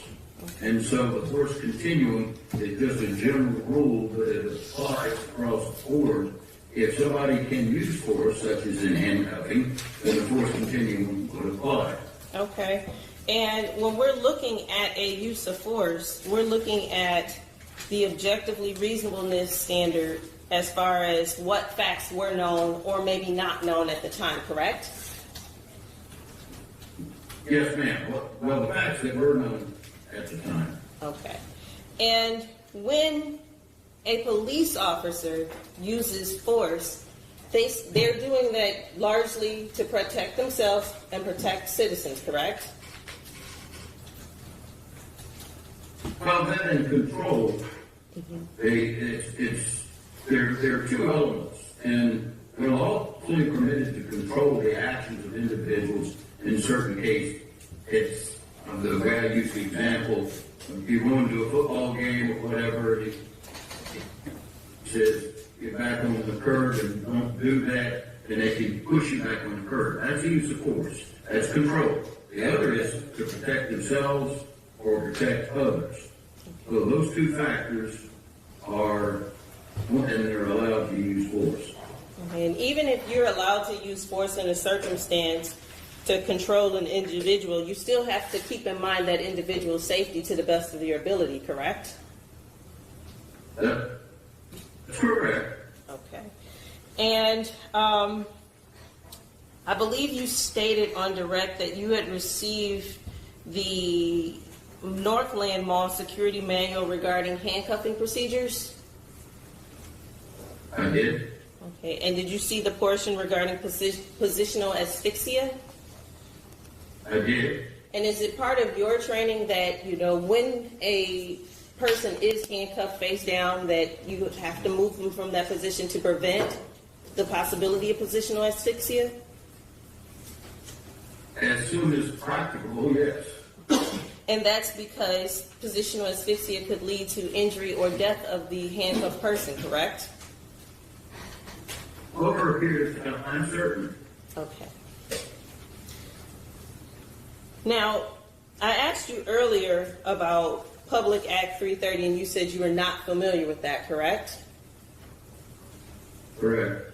Are you aware that in the state of Michigan there are some security guards that may have police authority and there are some that do not? I'm aware of that. That's in every state. I just didn't know what it was called in Michigan. And are you aware that the Northland Mall security officers did not have police authority in January of 2014?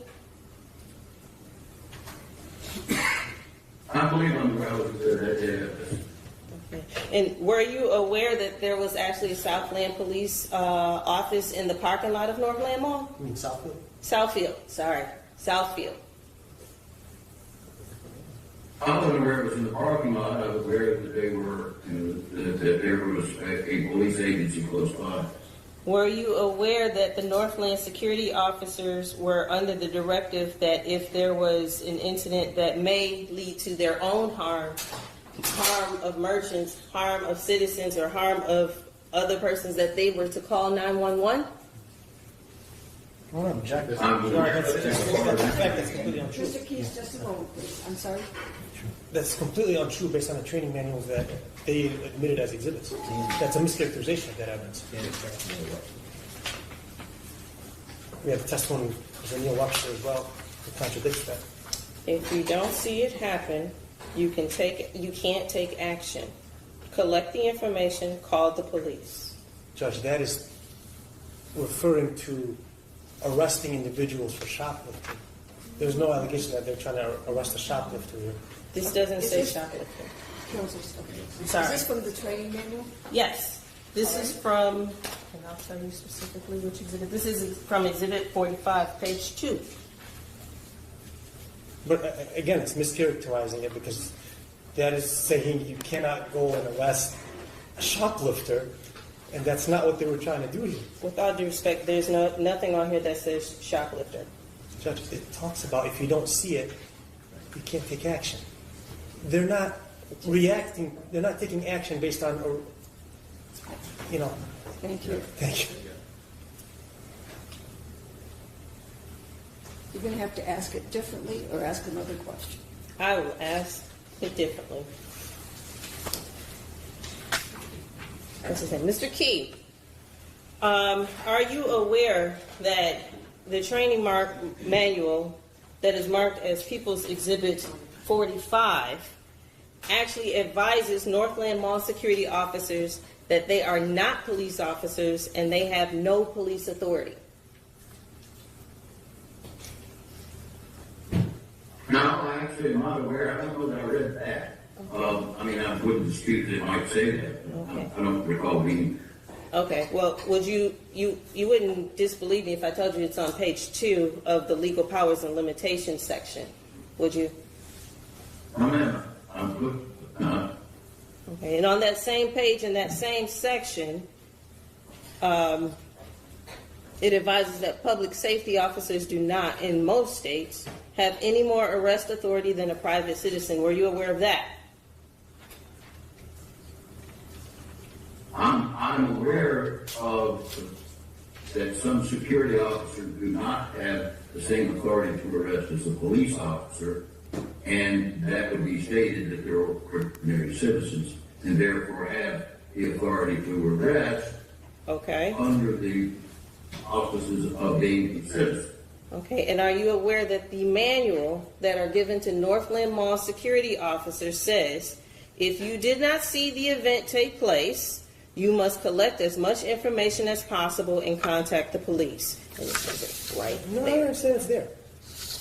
I'm going to object to the way she's mischaracterizing it by cherry picking different parts of this 1,000-page manual they're giving that don't apply to this scenario. It's talking about an investigation. It's talking about the arrest of somebody who has done something in the mall like shoplifting, and that's a far cry from somebody threatening to kill people. With all due respect, I have not left page 2 of this document, and I am reading in sequential order, and I read the sentence exactly as it is written. I understand. You just don't know what comes before page 2 or anything else. Page 1. I understand that. What I'm saying is, if there's any other references before page 2 that would delineate. Oh, it's part of the exhibit, but just for purposes of the record, page 1 is just identified as an introduction. It actually gets into, I would call it the meat and potatoes where I'm from. It's under the public safety heading on page 2, and it basically delineates what they can and cannot do as a Northland Mall security officer. And I am reading it exactly as it is written, and I'm Well, leaving you know nothing what? out. You can ask him questions about what's in the manual. If he's aware of it, he can answer it. If he's not aware of it, he can say he's not aware of it. Let's move on. I believe that's what I did. Is that okay if I Yeah, re-ask yes, the question? yes. Thank you. I didn't mean move on to another question. I meant Okay. get back to questioning the witness. Thank you. Mr. Key, do you remember the question, or do you need me to restate it? I would appreciate you stating it. Not a problem. Were you aware that in what is admitted as People's Exhibit 45 on page 2 of the Legal Powers and Limitations Manual given to Northland Mall security officers, that it states, if you did not see the event take place, you must collect as much information as possible and contact the police? I recall reading something like that, yes. Now, there is also sections in there that carve out circumstances where Northland Mall security officers are allowed to handcuff citizens within the mall. Were you aware of that? Yes. Okay, and did you read what has been marked and admitted as People's Exhibit 46, the handcuff procedures. Yes. And I'm going to read you from page 18 of Exhibit 46. And I'm asking you if you are aware that this was in the manual. Once you have placed handcuffs on someone, you have assumed the legal and moral responsibility for protecting them from harm. Were you aware that was in the manual? Yes. Isn't that just common sense? Well, yes, ma'am, but you're training people, common sense needs to be emphasized at some point. And that's why they put it in writing, even though it should be common sense that when you handcuff someone, they have restricted mobility, right? That's correct. And that's why that same chapter, handcuffing, talks about positional asphyxiation, because it needs to be spelled out that sometimes someone face down might not be able to breathe like a normal person, correct? Under certain circumstances, correct. Okay. Now I'm going to ask you, you were asked several questions about the role of Gavin King, and you recall testifying that from what you observed, he just had Mackenzie Cochran's arm trying to cuff him? Yes, ma'am. Okay. While Gavin King had Mackenzie Cochran's, and I believe it was the left arm, correct me if I'm wrong, were other security guards also engaged with Mackenzie Cochran? Engaged with him? Well, also They were involved. involved. Yeah. Yes, the other security officers were also trying to gain control. Okay. So it wasn't just Gavin King holding Mackenzie Cochran's arm. There was also Sergeant Chafin involved, Lucius Hamilton, Aaron Murray, and John Sieberman, correct? Correct. After Mr. Cochran is handcuffed,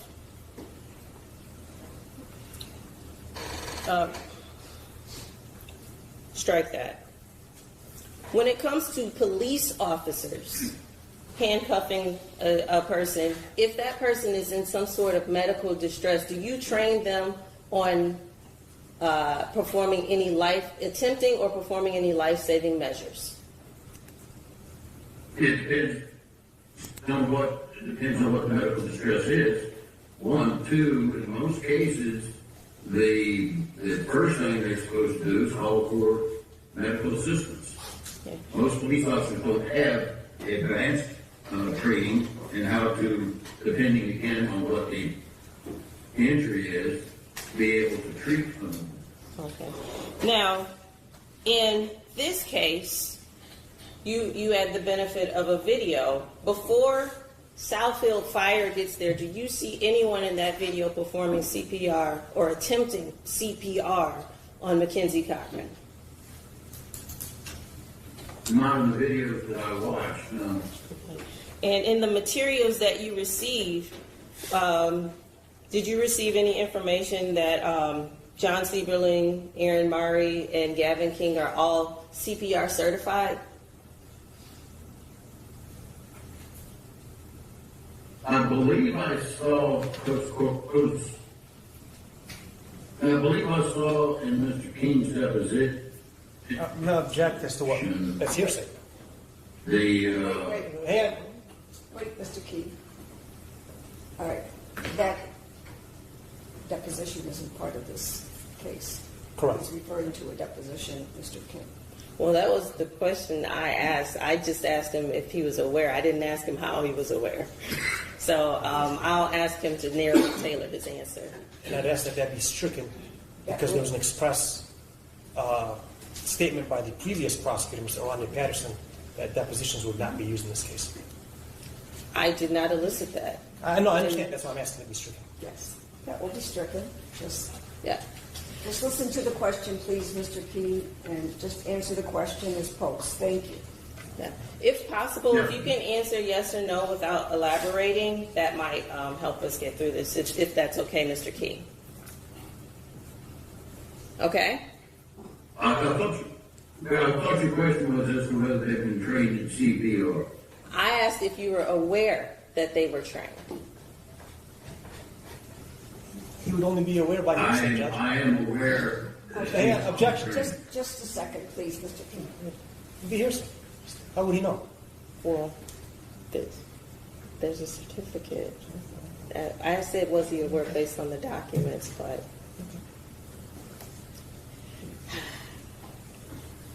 Based on I'll rephrase.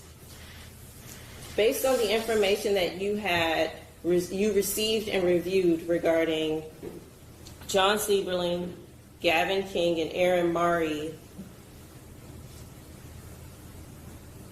and the trainings that you provide, would after Mr. Mackenzie Cochran was handcuffed and unresponsive, would that have been an appropriate situation to attempt CPR? Not with just those circumstances. You'd have to do an analysis first, an evaluation first.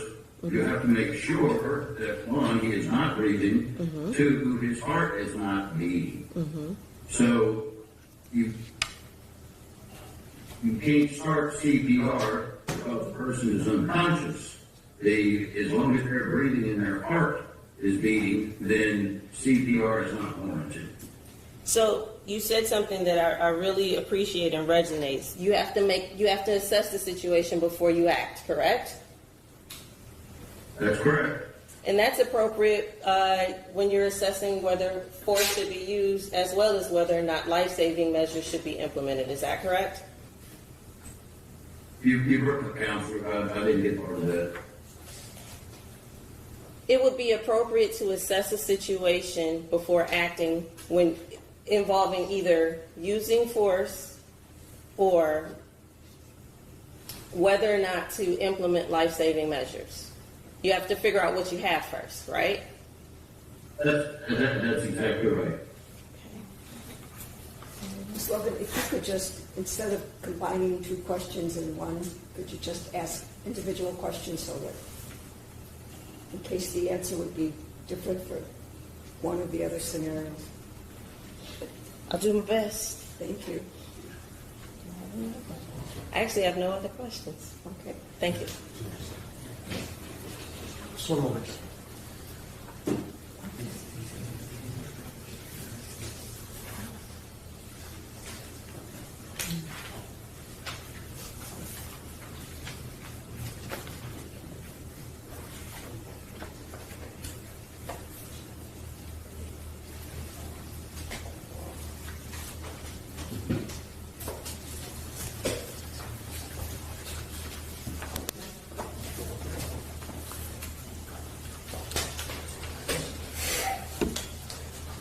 Mr. Key, you were told that the Southfield Police Department apparently found it necessary to have a branch of their police department in the parking lot right next to Northland Mall.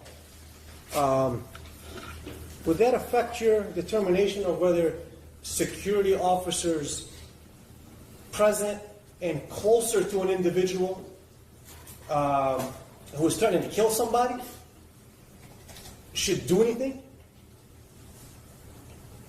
It does not affect my opinions that the security officers acted as promptly as they did, and it makes no difference that there was a police agency that close by, because the threat was immediate, the threat was severe, and even as citizens, they had a duty to overcome and control this individual. So if I'm hearing that right, you're saying it doesn't even matter if they were security officers. If they were just shopping at the mall, you believe they would be justified in taking action based on the information that they had. Is that right? Objection leading. No, I rephrased what he just said, Judge. Maybe I clarified it in a leading way. But I'll rephrase it in a non-leading way. But it wasn't words. What is it you just said about the same would apply even if they were everyday citizens and not security officers. With that kind of information, with the horrendous effects the mass shooting has, even as a citizen, they had a duty, if they had that information, to try to control that individual, hold them until police got there. You cannot wait, because waiting could get people killed. Okay. Now, you were told to look at it, I don't know, one of the pages in this, like, 2,000 pages of manuals, page 2 on one section of these thousands of pages, taking chronological order, this is page, actually it's page 752. It might be page 2 of one section, but it's at the bottom, it says page 752, where it talks about they are not police. Remember being asked about that? Yeah, because that's page stamping the Yes. order of all the pages in the manual. No. Do you remember being asked that? I'm sorry, I didn't hear you. You didn't hear Do me. you remember being asked about how at some point in the manual it tells them you are not police, Yes. right? Would you expect to find that in every manual for private security? There are different types of security, but most are not. They're not treated like, or they don't have the same authority they don't have the same authority as a police officer would. Okay. I mean, by definition, if they are private security, they are not public police officers, correct? That's correct. All right. Now, would it surprise you that above that, in bold, on that same page, it says, with a box around it, your number one priority is your safety and the safety of the public? Would it surprise you to see that type of language in a private security manual? It would not surprise me. I recall reading Okay. it in fact. Would simply observing and reporting a man making a threat to kill people be consistent with the number one priority of their own safety and the safety of the public? It would not be. Okay.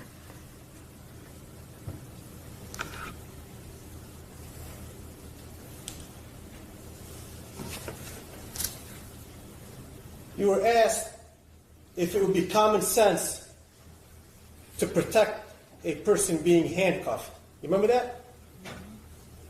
Yes. What's your answer to that?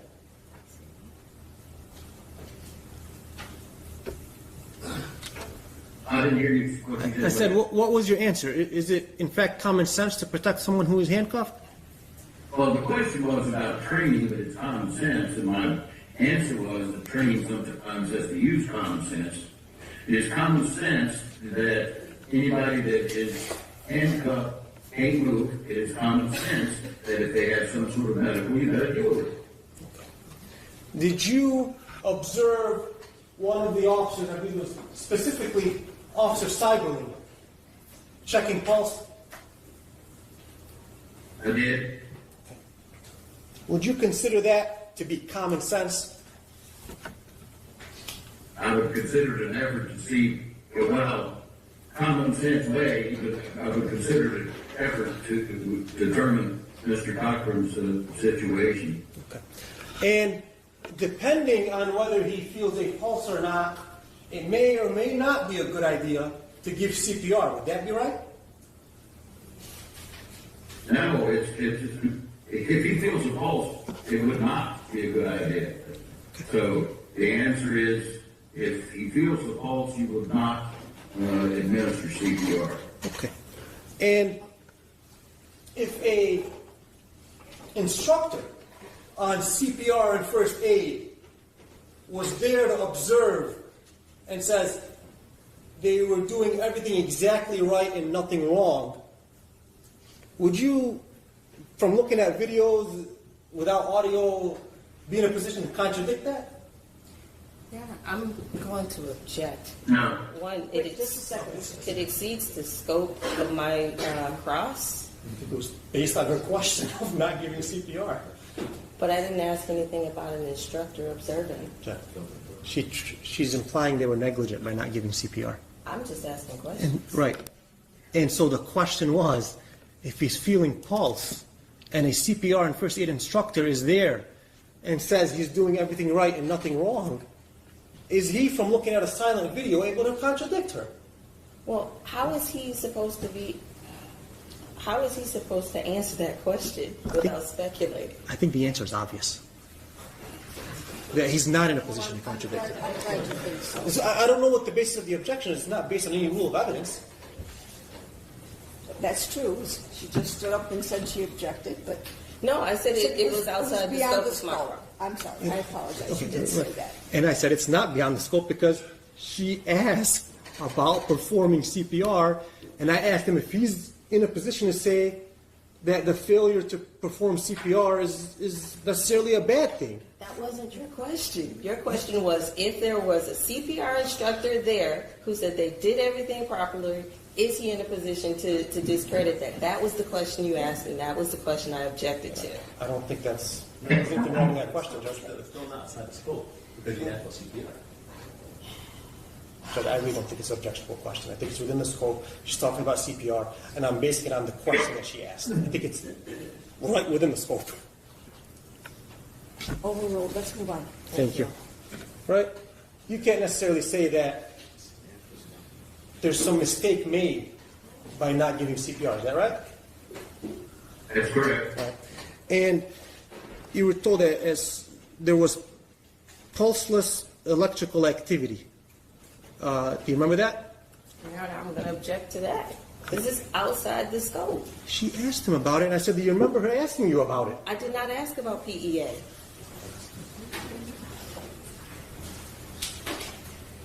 I thought she did, Judge. I mean, I wrote it right here. Absolutely. Yeah, I don't know where I would have got it from, but No, she did I not. thought she asked about it when she was talking about She did CPR. not ask Okay. about PEA. Okay. Okay, so don't go there. Okay, That's I understand. beyond the scope. Judge, if I may, it is related to the appropriateness of giving CPR or not. So it is related to whether she asked about that specific term, it is related to whether or not it's appropriate to give CPR. So that's within the scope of my questions. And I'm pretty much done anyway. That's my last question. But if you don't want me to ask it, then I am definitely done. She did not inquire about PEA, so nothing go there. Thank you. All right, thank you. No other questions, Judge.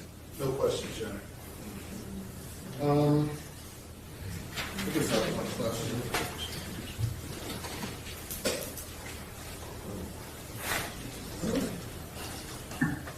You were asked a question about calling the police for their arrest. In the manual, in handcuffs section, it states there are 3 situations that the officers may detain an individual. I don't know if you remember the manual. Can you remember the 3 situations in which the officers may detain? The one that I recall that was specific to this was in the case of assault. That's my, That was the one. The other 2 I did read it, but the one that was specific to the facts in this case was assault. okay, thank you. No requests. All right, thank you, Mr. Keys. We're all set. Have a good day. Thank you, ma'am. Well, good day.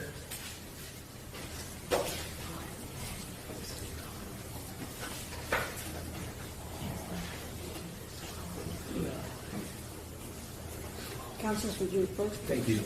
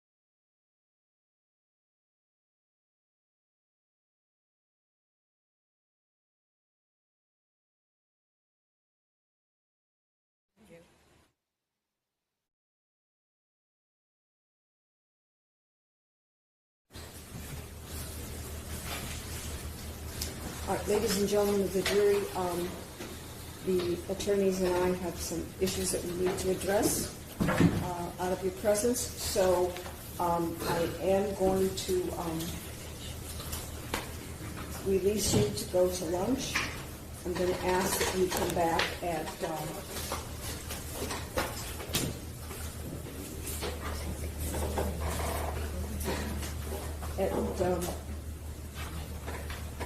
1 o'clock. All right? Please do not discuss the case with anyone, even among yourselves. All rise for the jury.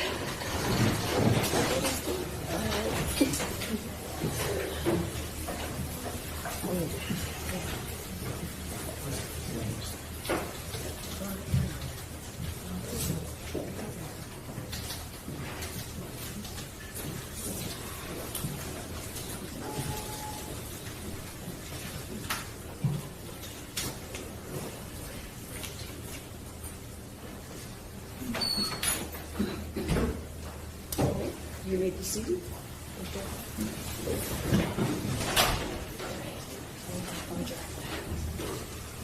All right, then, counsels, are your clients going to be testifying? Judge, on behalf of Mr. King, Mr. King, may I go to the client? Yes. Could you please swear Mr. King in? Yes. Do you solemnly swear or affirm under the penalty of perjury that the testimony you're about to give before this court is the whole truth and nothing but the truth? I do. Mr. King, we are at a point in our case where we have no other witnesses to call. And at this point, you have a right to testify in your own defense if you want to testify. Understand that, sir? Yes. And the judge obviously instructed the jury that they cannot hold it against you if you don't testify. And you've heard all the testimony. So now you have the right to take the stand and give your version of events if you choose to do so. I would not like to do that. Okay. Has anybody promised you or threatened in a way not to testify? No. Are you doing this freely and voluntarily, only free will? Yes.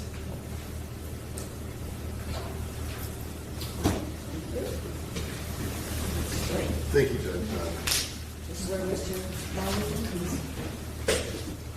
Do you solemnly swear or affirm under the penalty of perjury that the testimony you're about to give before this court is the whole truth and nothing but the truth? Yes. Mr. Marie, could you state your name for the record? Actually, no, that was not. We were on the You're same right, side. sir. Yeah. Mr. Martin, do you solemnly swear or affirm under the penalty of perjury that the testimony you're about to give before this court is the whole truth and nothing but the truth? Yes. Mr. Marie, you understand that you have an absolute right to testify on your own behalf in this matter, is that correct? Yes, I do. And you've discussed this matter, the strategy with me as well? Yes. And have you elected to remain silent, exercise your right to remain silent? Yes. Has anyone threatened you, promised you anything? No. You've made this decision on your own volition, is that correct? Yes.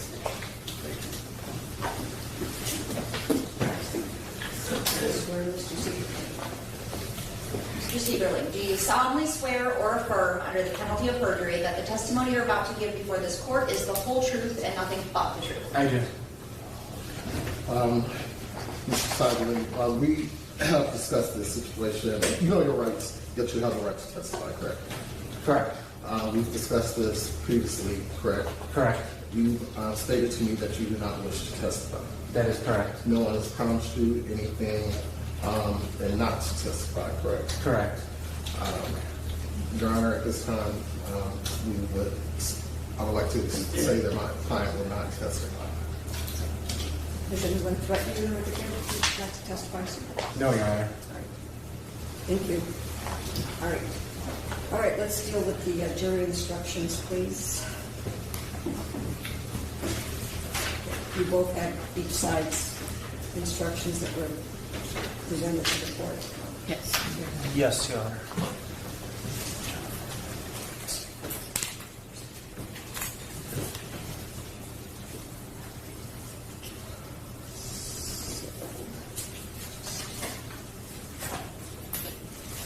I take it that there are, it's my understanding that all three defendants have agreed upon the jury instructions that were given to the court? Yes, The Judge. defense? Yes, sir. Okay, Yes, sir. thank you. All right, so I take it nobody has an issue with 3.01? Correct. Correct. And 3.02? No objection. No objection. 3.03? No objection. No objection.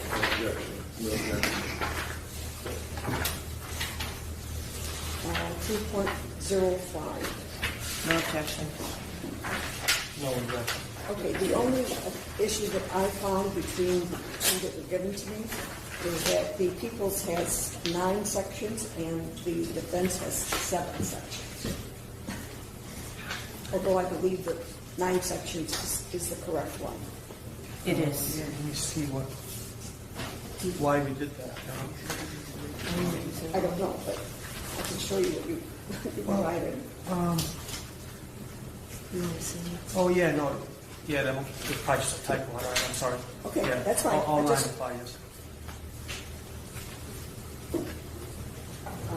3.06. Yes. Yes. Yes.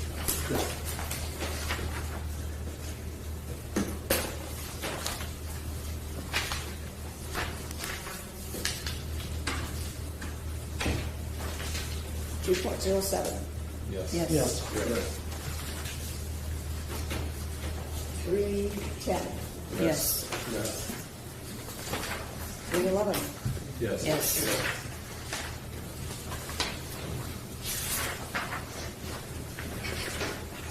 All right. The defense has 3.13, which is the penalty instruction. The People's does not. Oh, that's an omission. Yeah, we should have penalty. Can you Yeah, just I scan know. it? That's why I'm just making sure that you understand. I went through these and you can see my little paper clips here that, No.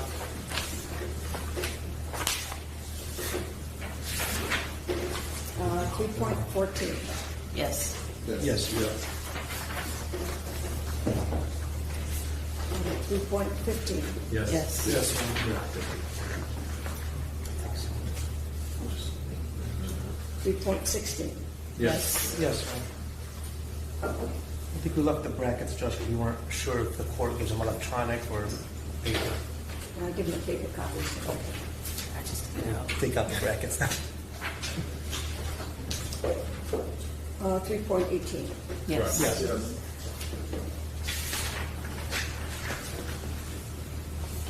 And once again, the people didn't have this, but 3.23 about the verdict form. Yes. Yes.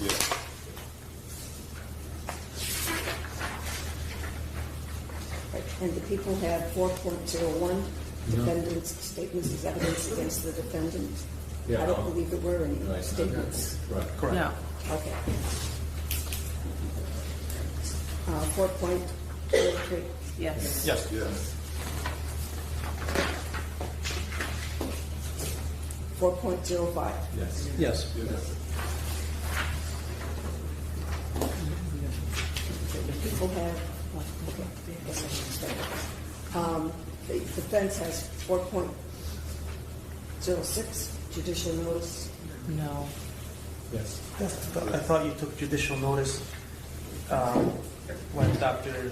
Dragovich said he was called by Assistant Attorney General Rodney Patterson to judicial notice that he was one of the attorneys of record on this case. No, I objected to that. But I think he took it. Yes. We did. It's true. Well, I know that to be true, yes, and he has appeared before me on this case, so I believe I did. So I am going to give that instruction. Thank you, Judge. 4.07. Yes. Yes. What did we stipulate to? I thought we did, but I think we just sometimes didn't object to each other, but I don't know if that's a stipulation. I don't know. Okay, what are we talking about? Just the lawyer stipulated something. 4.7, Judge. Were there any stipulations? I don't remember No, any stipulations, but I'm indifferent. they're your jury instructions that you wish to give me to give, so. No, there were no stipulations. I didn't think so, but. No problem. My first trial, a lot of stipulations. Okay, the defense has 4.16 intent, No. Which one is it, Judge? Intent. 4.16.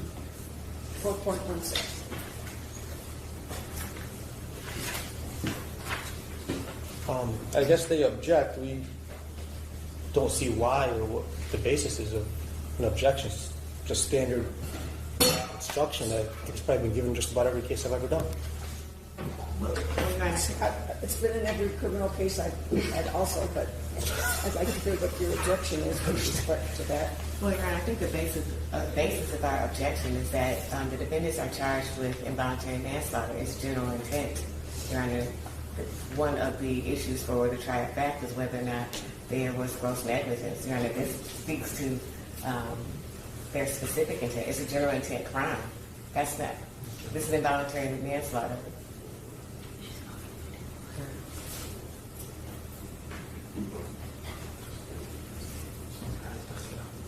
I just don't know of anything that says it's limited to crimes where specific intent is an element. There's certainly nothing to indicate that it's specifically excluded from involuntary manslaughter cases either. So It doesn't. it just says, the note says, the instruction may be used when requested or deemed helpful by the court. We're all three of us requesting it. Okay. All right, the court's going to give 4.16. Thank you. All right. 5.02. Yes. Okay. 5.10, which is expert witnesses. Yes. Yes. But I'm going to, yours, the People's only has Dr. Carl Schmidt, and since we have had other, I will be using the one by the defense that has all three. Understood. Thank you, Your Honor. 5.11, police witnesses. Yes. Yes. Your Honor.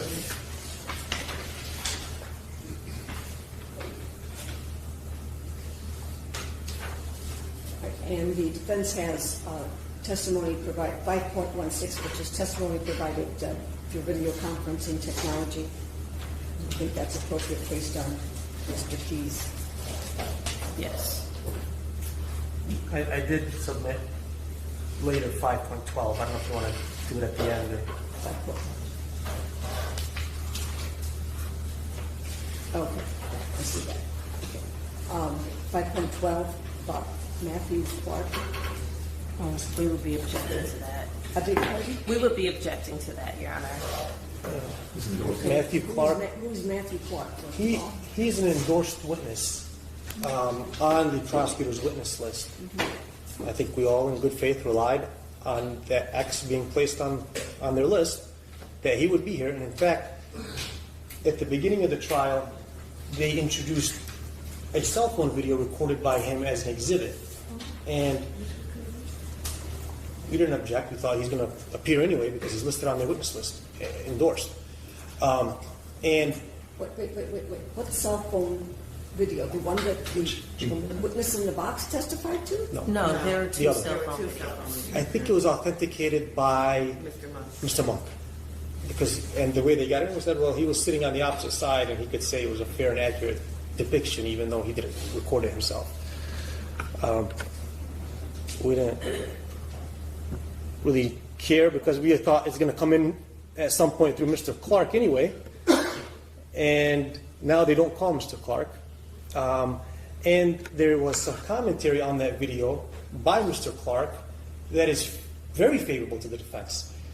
But the audio was kept out at that point because we said it's hearsay, right? It's commentary. Unless you produce the witnesses, was the words from the court. And what Matthew Clark says on there is, well, why won't he just stop resisting? And so I can't think of anything more favorable than a direct eyewitness saying, I don't know why he won't just stop resisting. Especially since we've introduced his recording. Well, Your Honor, It was the defense that actually objected to the audio being played at the time it was being published. The people intended to play that exhibit with all of the audio as it was intended, but as it relates to what we're here for right now, Matthew Clark, yes, he was endorsed on the people's witness list. Efforts were made to serve and Mr. Matthew Clark, and when it was apparent that he was avoiding service, we actually petitioned and received a witness detainer from this court, which was e-filed to all parties, so defense counsels were on notice that Matthew But Clark... that order was for him to be picked up and be produced to testify. Did you send Yes. a state police officer to pick him up and detain him until he could testify? We sent our special agent took the warrant. It was entered into the lien. Southfield Police was actually requested to go get him because it's my understanding he lives in Southfield. He cannot be found. Judge. So he is making himself absent. But all efforts were made to locate and serve him and produce him for this trial, up and until attempting to get a detainer and arrest him to bring him. So, one of two things. Either the video will stay in evidence, but the audio will be played. We'll play it to the jury. Or I give this instruction. Judge. Yeah, we never had a problem with the audio. Because there is audio from another individual who is unidentified, and that part is what's commentary. But since we know what Matthew Clark is saying, and we know who he is, that is different than the subsequent commentary from an unknown female. And Judge, I would point out that we were never told anything about difficulties with Mr. Clark. You know, there was, I think they filed motions to bring out-of-state witnesses and things like that too, and we just assumed, okay, they're going to bring these witnesses. I think it was Wednesday afternoon, we asked Ms. Logan, you know, who she has left, and she mentioned who she had left, which I think was just Dr. Schmidt. And we said, well, wait a minute, what about Matthew Clark? And so we can't find him. So that's when we learned about it, was Wednesday afternoon, about 4:30 after court wrapped up. And Judge, if I may, Your Honor, there are other mechanisms other than calling Southfield Police Department to go pick him up with the Southfield judge. Judge, you're a seasoned jurist, and I can tell you that you've seen them use the U.S. Marshals. You've seen them use cell phone towers, cell phone pings, cell phone technology. Locate someone within a few minutes, Judge. So they did not exercise all reasonable efforts to locate this witness. Yeah, first and foremost, as this court requires, the petition was e-filed, and all people attached to that e-filing get notices. So the petition for the detainer. I know, but I gave you the detainer. Well, no, I was addressing that Mr. Kuja said he did not have notice that Matthew Clark was... that puts him on notice that he's being difficult. Exactly. Be a cooperating witness. Exactly. That doesn't put him on notice that he's not going to be present for testimony. Okay? That's fair. And as it relates to the U.S. Marshals, I don't believe we can use the U.S. Marshals in state. I've seen Well, him how help about judge. Michigan State Police? You are the Attorney General's office. We can also use Southfield Police. You could, but when that was unsuccessful, then, I mean, you just don't try once. You keep trying until you locate the witness.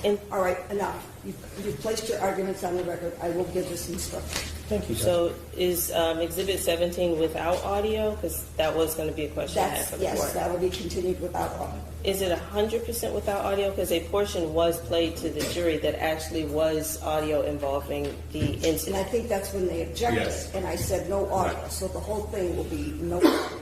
Okay? Okay. Thank you, Judge. Thank you. All right. All right, so now we have, the defense has 7.16, conditions for using force or deadly force. No. Yes. Self-defense? Yes, that would be for self-defense. Your Honor, I don't believe there's any evidence on this record that these three defendants were acting in self-defense. Self-defense is an honest and reasonable belief that the defendant, the person, was in imminent fear of death, great bodily harm, or sexual assault. And there is nothing on this record that these three defendants were in fear of either of those harms, any of those harms. Judge, when Gavin King sees his fellow sergeant rolling around with another individual and that said he's going to kill someone, Your Honor, that's sufficient evidence to determine he needs assistance. And then the second individual is, according to the witness, their ass is handed to them, Your Honor. That's enough information to determine that these individuals need help because they are they're being assaulted by you, pushed off, so on and so forth, Judge. They were acting within their authority of trying to detain an individual that was making threats. That's more than enough, Judge, for an individual that like Gavin King to walk into a scene and see that there's a struggle between his sergeant and other officers, Your Honor. Well, there's no evidence on this record to what Gavin King saw and how he interpreted. The record is void of that because Mr. King exercised his right not to testify, and there's no witness on this record that said Mr. King saw this and he thought this. What we know, and as I said, the record does not establish that these three defendants have a legal claim for self-defense. I agree with the prosecution. Judge, that's the whole case. Right. Judge, that's the whole case. And if I could just interject, yeah, James Hale testified that he was working dispatch and told them he got the call from Labib Ansara that the man said he was going to kill someone, and then dispatched people. And it's in the CAD reports. It's all we have to do is present some evidence to get this instruction. We don't have to convince the court that it agrees it's self-defense. All we're asking is that the jury should be instructed on self-defense, and they can decide whether it applies or not. But everything they're talking about is use of force and protecting the safety of yourself and others. That's been the whole case. Judge, and if you recall, the second 911 call, Your Honor, when they played it to the jury, you can hear James Hill on dispatch and other officers' assistance needed immediately. While he's on the phone with 911, Judge. So you can clearly hear the dispatch go out from Hill himself. Your Honor, I need to correct some things about the facts. First of all, when James Hill testified, the first radio call he made out to the security officers was assistance requested at LA Diamonds. He didn't even know what the nature of the call was until Labib called back. And that information was personally relayed to Sergeant Chafin. And that's what James Hill testified to. The second 911 call that James Hill made was for, if I'm recalling, a disturbed person. Yes. He's doing two things, Judge. He's talking to the 911 operator, and he's also talking to, he's communicating with the fellow officers. You can clearly hear it on their second 911 tape, Judge. They requested police for a disturbed person. He did not relay anything that would lend credence to self-defense for these three defendants. He testified that they were having their asses. What does that mean? I believe that was the first two defendants. Thank I mean, you. Chafin. On reconsideration, I will give the instructions. Thank you, Judge. Thank you. All right, that takes us down to 16.10. Judge, we also had 7.20. All three of those. Oh, okay. And then 7.22. Okay? All right, thank you, Judge. All right, 16.10. Yes. Yes, Your Honor. Yes. Defense has 16.15. Yes, Your Honor. It goes along with involuntary manslaughter, that the act of the defendant must be the cause of death. It goes with the very first element, sorry for not saying, it goes with the very first element under 16.10, that the defendant caused the death of Mackenzie Cochran. And so it only makes sense that 16.15 goes along, the defendant must be cause of death. Your Honor, according to the use notes that I read on that instruction, that instruction is to be given if evidence is introduced that there may have been an intervening cause and the defendant's actions were not a proximate cause for the death of the deceased, and there is no evidence that there was an intervening cause. The record is filled with it, of their own expert testifying, had he not resisted, he not an would be interview. alive. And I think that goes to another cause. Him resisting, him struggling, resulted in his death. That is not an intervening cause, Your Honor, and I have a case that says that. If you give me 1 second. Your Honor, the placement of the tracheal tube was an issue too with their expert. He talked about tracheal tube, Your Honor. He talked about We did talk about the tracheal tube. But he said he did not believe that was an intervening cause He because said- and actually the report that was admitted, what Dr. Schmidt said was that he noticed in the Providence medical records that the doctor felt that it wasn't properly placed and he replaced it, but he didn't think that was contributory.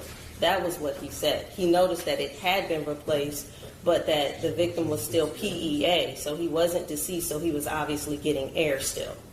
That's what Dr. Schmidt testified to. But I do have a case regarding intervening causes and that a victim's actions do not amount to an intervening cause. If I could just have 1 second. Judge, we're not talking about the victim's actions. We're talking about actions of another. Now, what we have is the tracheal tube that it clearly is an issue with their own expert, is what the ER doctor said. Judge, the drill that stopped working, which is another way to give the epinephrine. The fact that the epinephrine wasn't administered through the tracheal tube if they couldn't get an IV in them, Judge. Those are all things that could have helped the PEA. Schmidt said that, and so did Brodovich. They're both physicians.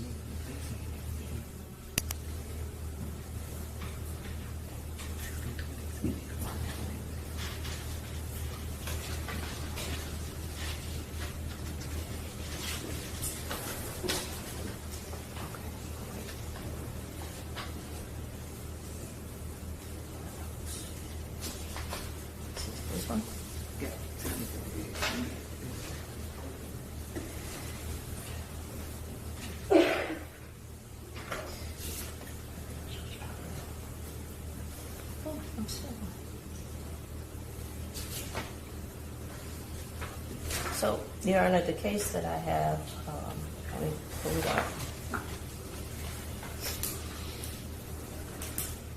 It's an unreported case. It's People v. Travis Lamar Hudson. It's actually a 2017 case, and it cites Fiesel, which is also in the use notes for 1615. And the court in Hudson, the victim is shot, and the defendant produces a gun, and apparently during the altercation, the victim runs towards the armed defendant and tries to grab the gun, and it's discharged. And the defendant tried to get an instruction for contributory negligence and intervening cause. And the court said that the victim's actions in running and trying to disarm the defendant were not an intervening cause. Judge, do you want me to respond to this? Yes. Okay. Go ahead. So, Just trying to- the case that she cites as being mentioned in the use notes, People v. Fiesel, says that what that case actually did was the Michigan Supreme Court cautioned trial courts against providing inadequate jury instructions on the causation element. And it was for the crime of operating a motor vehicle while intoxicated causing death. So when it cautions a court against providing inadequate instructions, it's cautioning you to give the instruction. You know, I mean, they're not saying to be overly adequate. They're saying don't be inadequate. And, you know, we filed our jury instructions, both of us did last week. We filed these. I emailed them in a Word document. They could be edited. I emailed again last night when the court asked us to try to coordinate this amongst ourselves. The people had plenty of time to object. They knew we were asking for this instruction. And now, basically, they cite some unpublished case from 7 years ago, and I'm supposed to read it and respond on the cuff when they could have replied a week ago and said, hey, here's this unpublished case that says you should not get this instruction. But Judge, the distinguishing factor of Hudson versus here, Judge, Hudson is the defendant. The defendant blames it on the victim. These are third parties involved, Judge. That's the difference. Well, the reason I brought up Hudson was because counsel said that Mackenzie Cochran's act of resisting also contributed to his death. That's the only reason why I brought up Hudson, which I'm saying it's directly not an intervening cause, and we did discuss this morning. Yeah. A victim. All right, Okay, counsel, sorry. please. Go ahead, Judge. I'm looking at the commentary with respect to this instruction, and it refers to People versus Barnes, where the court wrote that death must be the natural or necessary result of the act of the defendant. This is the statement of the general rule. This statement of the general rule has been repeated and employed often. So, the burden is, the proof is that the acts of the defendant must have been the natural or necessary result of the act. So I will give this instruction. Thank you, Your Honor. Okay. Now Just ask us what that case was we're quoting from? People versus Barnes. Got it. I'm sorry, I should have given the citation. I just closed the book. It's okay. 182, Mish 179, 1914. It's a classic. Still good law. That's it. All right. Now, the next one that the defense has is 16.17, which is the degrees of negligence. Okay. So why am I going to be giving that one? Judge, the jury, it talks about gross negligence, the definition of gross negligence, but also instructs them on different types of negligence, Judge, so the jury is not confused about what regular negligence is versus slight negligence versus ordinary negligence versus gross negligence, Judge. This will help the jury understand the concept of gross negligence better than, Judge, just giving the definition of gross negligence, because they're not going to know the difference between ordinary and and gross, because here it defines, Judge, different types of negligence. So I think, Judge, it educates the jury to make a better decision in terms of what type of negligence they're dealing with. What's the difference between gross versus ordinary? There is no harm, Judge, in this whatsoever. I just feel it's unnecessary. We have a specific instruction that's limited to gross negligence, which is the only consideration before this jury. If we were dealing with negligent homicide as well, then this would be appropriate because you're dealing with gross negligence and ordinary negligence. It differentiates. It tells them gross negligence is for manslaughter, ordinary negligence is for negligent homicide, slight negligence is not a crime at all. They know they're dealing with manslaughter. So this tells them you've got to find gross negligence, and it kind of gives them examples of how you go from each level to the next. And so unless they get to the top level, they know there's no gross negligence. There's an instruction around that speaks and defines what gross negligence is. And in fact, it's not even included in this instruction. It prompts the court to go to 1618, which is just gross negligence. I don't see the harm in giving both. I think the more instruction they have, if it's on point, it applies to the facts that they've heard. I don't know why hearing more law would prejudice either side. But it's not on point. 1618 is on point. They're both on point.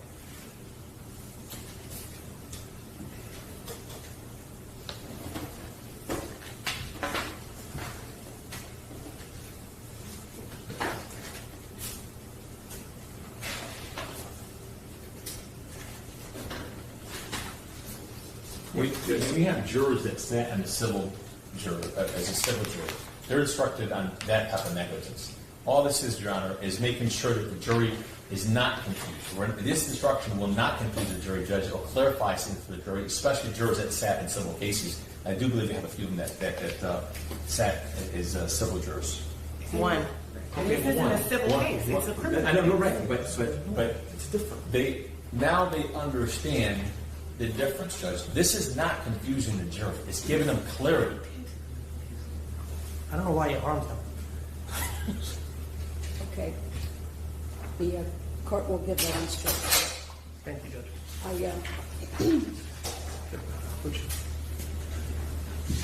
I neglected to indicate that the prosecution is asking for 16.16, susceptible victim and proper medical treatment to be given. Judge, our objection to that is it says if the defendant unlawfully injured Mackenzie Cochran and started a series of events that naturally or necessarily resulted in his death, it is no defense, and it goes to list, like previous medical conditions and such. We're not arguing that the cause of death is not the defendant's because of a prior medical condition that he had. We're arguing because of his actions. And also that the defendants are not the ones who started this series of events. The victim started this series of events by threatening to kill somebody and then lunging towards one of the security officers, despite repeated commands to not approach, and showing with pepper spray. So this does not fit these facts, that the defendant started the series of events.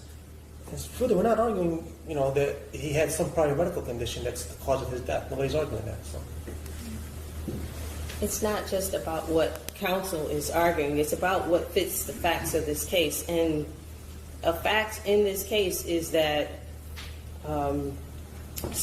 Mackenzie Cochran had an enlarged heart, which made him susceptible to sudden death. So this instruction is appropriate because the jurors need to understand that just because he had a heart condition that may have killed him eventually, that does not mean that the defendants escape liability if the jury believes that they contributed to his death on January 28th.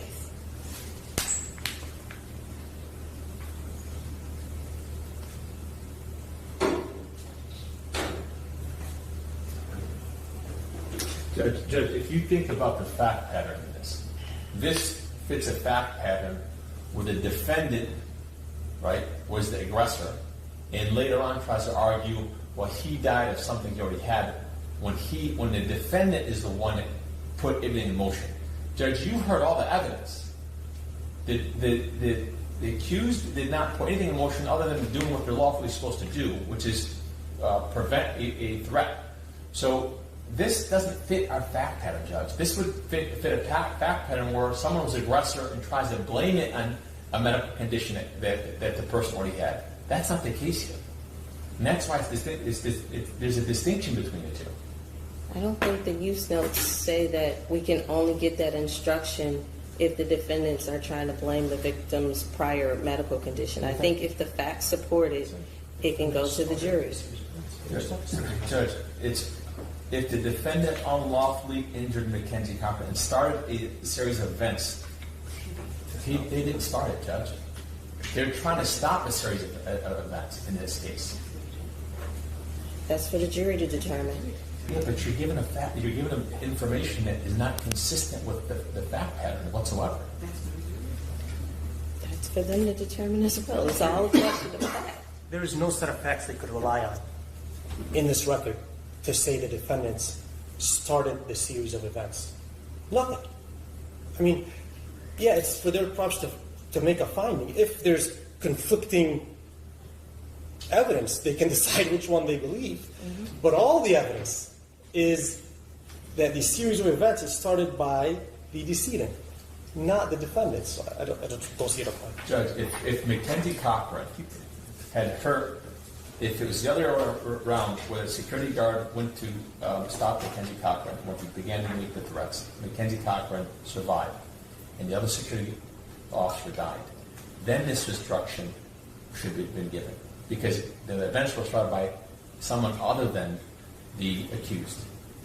So that's why, Judge, it should be given. I don't even know how to respond to that. I don't understand. Never mind. I don't understand what that was. But I believe the facts support giving this instruction. Because the people have the burden, this is something we have to address. It was brought out, it was talked about at length that he had this enlarged heart. And the jury needs to understand that just because he had a prior medical condition that may have exacerbated what happened on January 28th. If the cause of death were the acts of these defendants, that heart condition does not mean they escape criminal liability.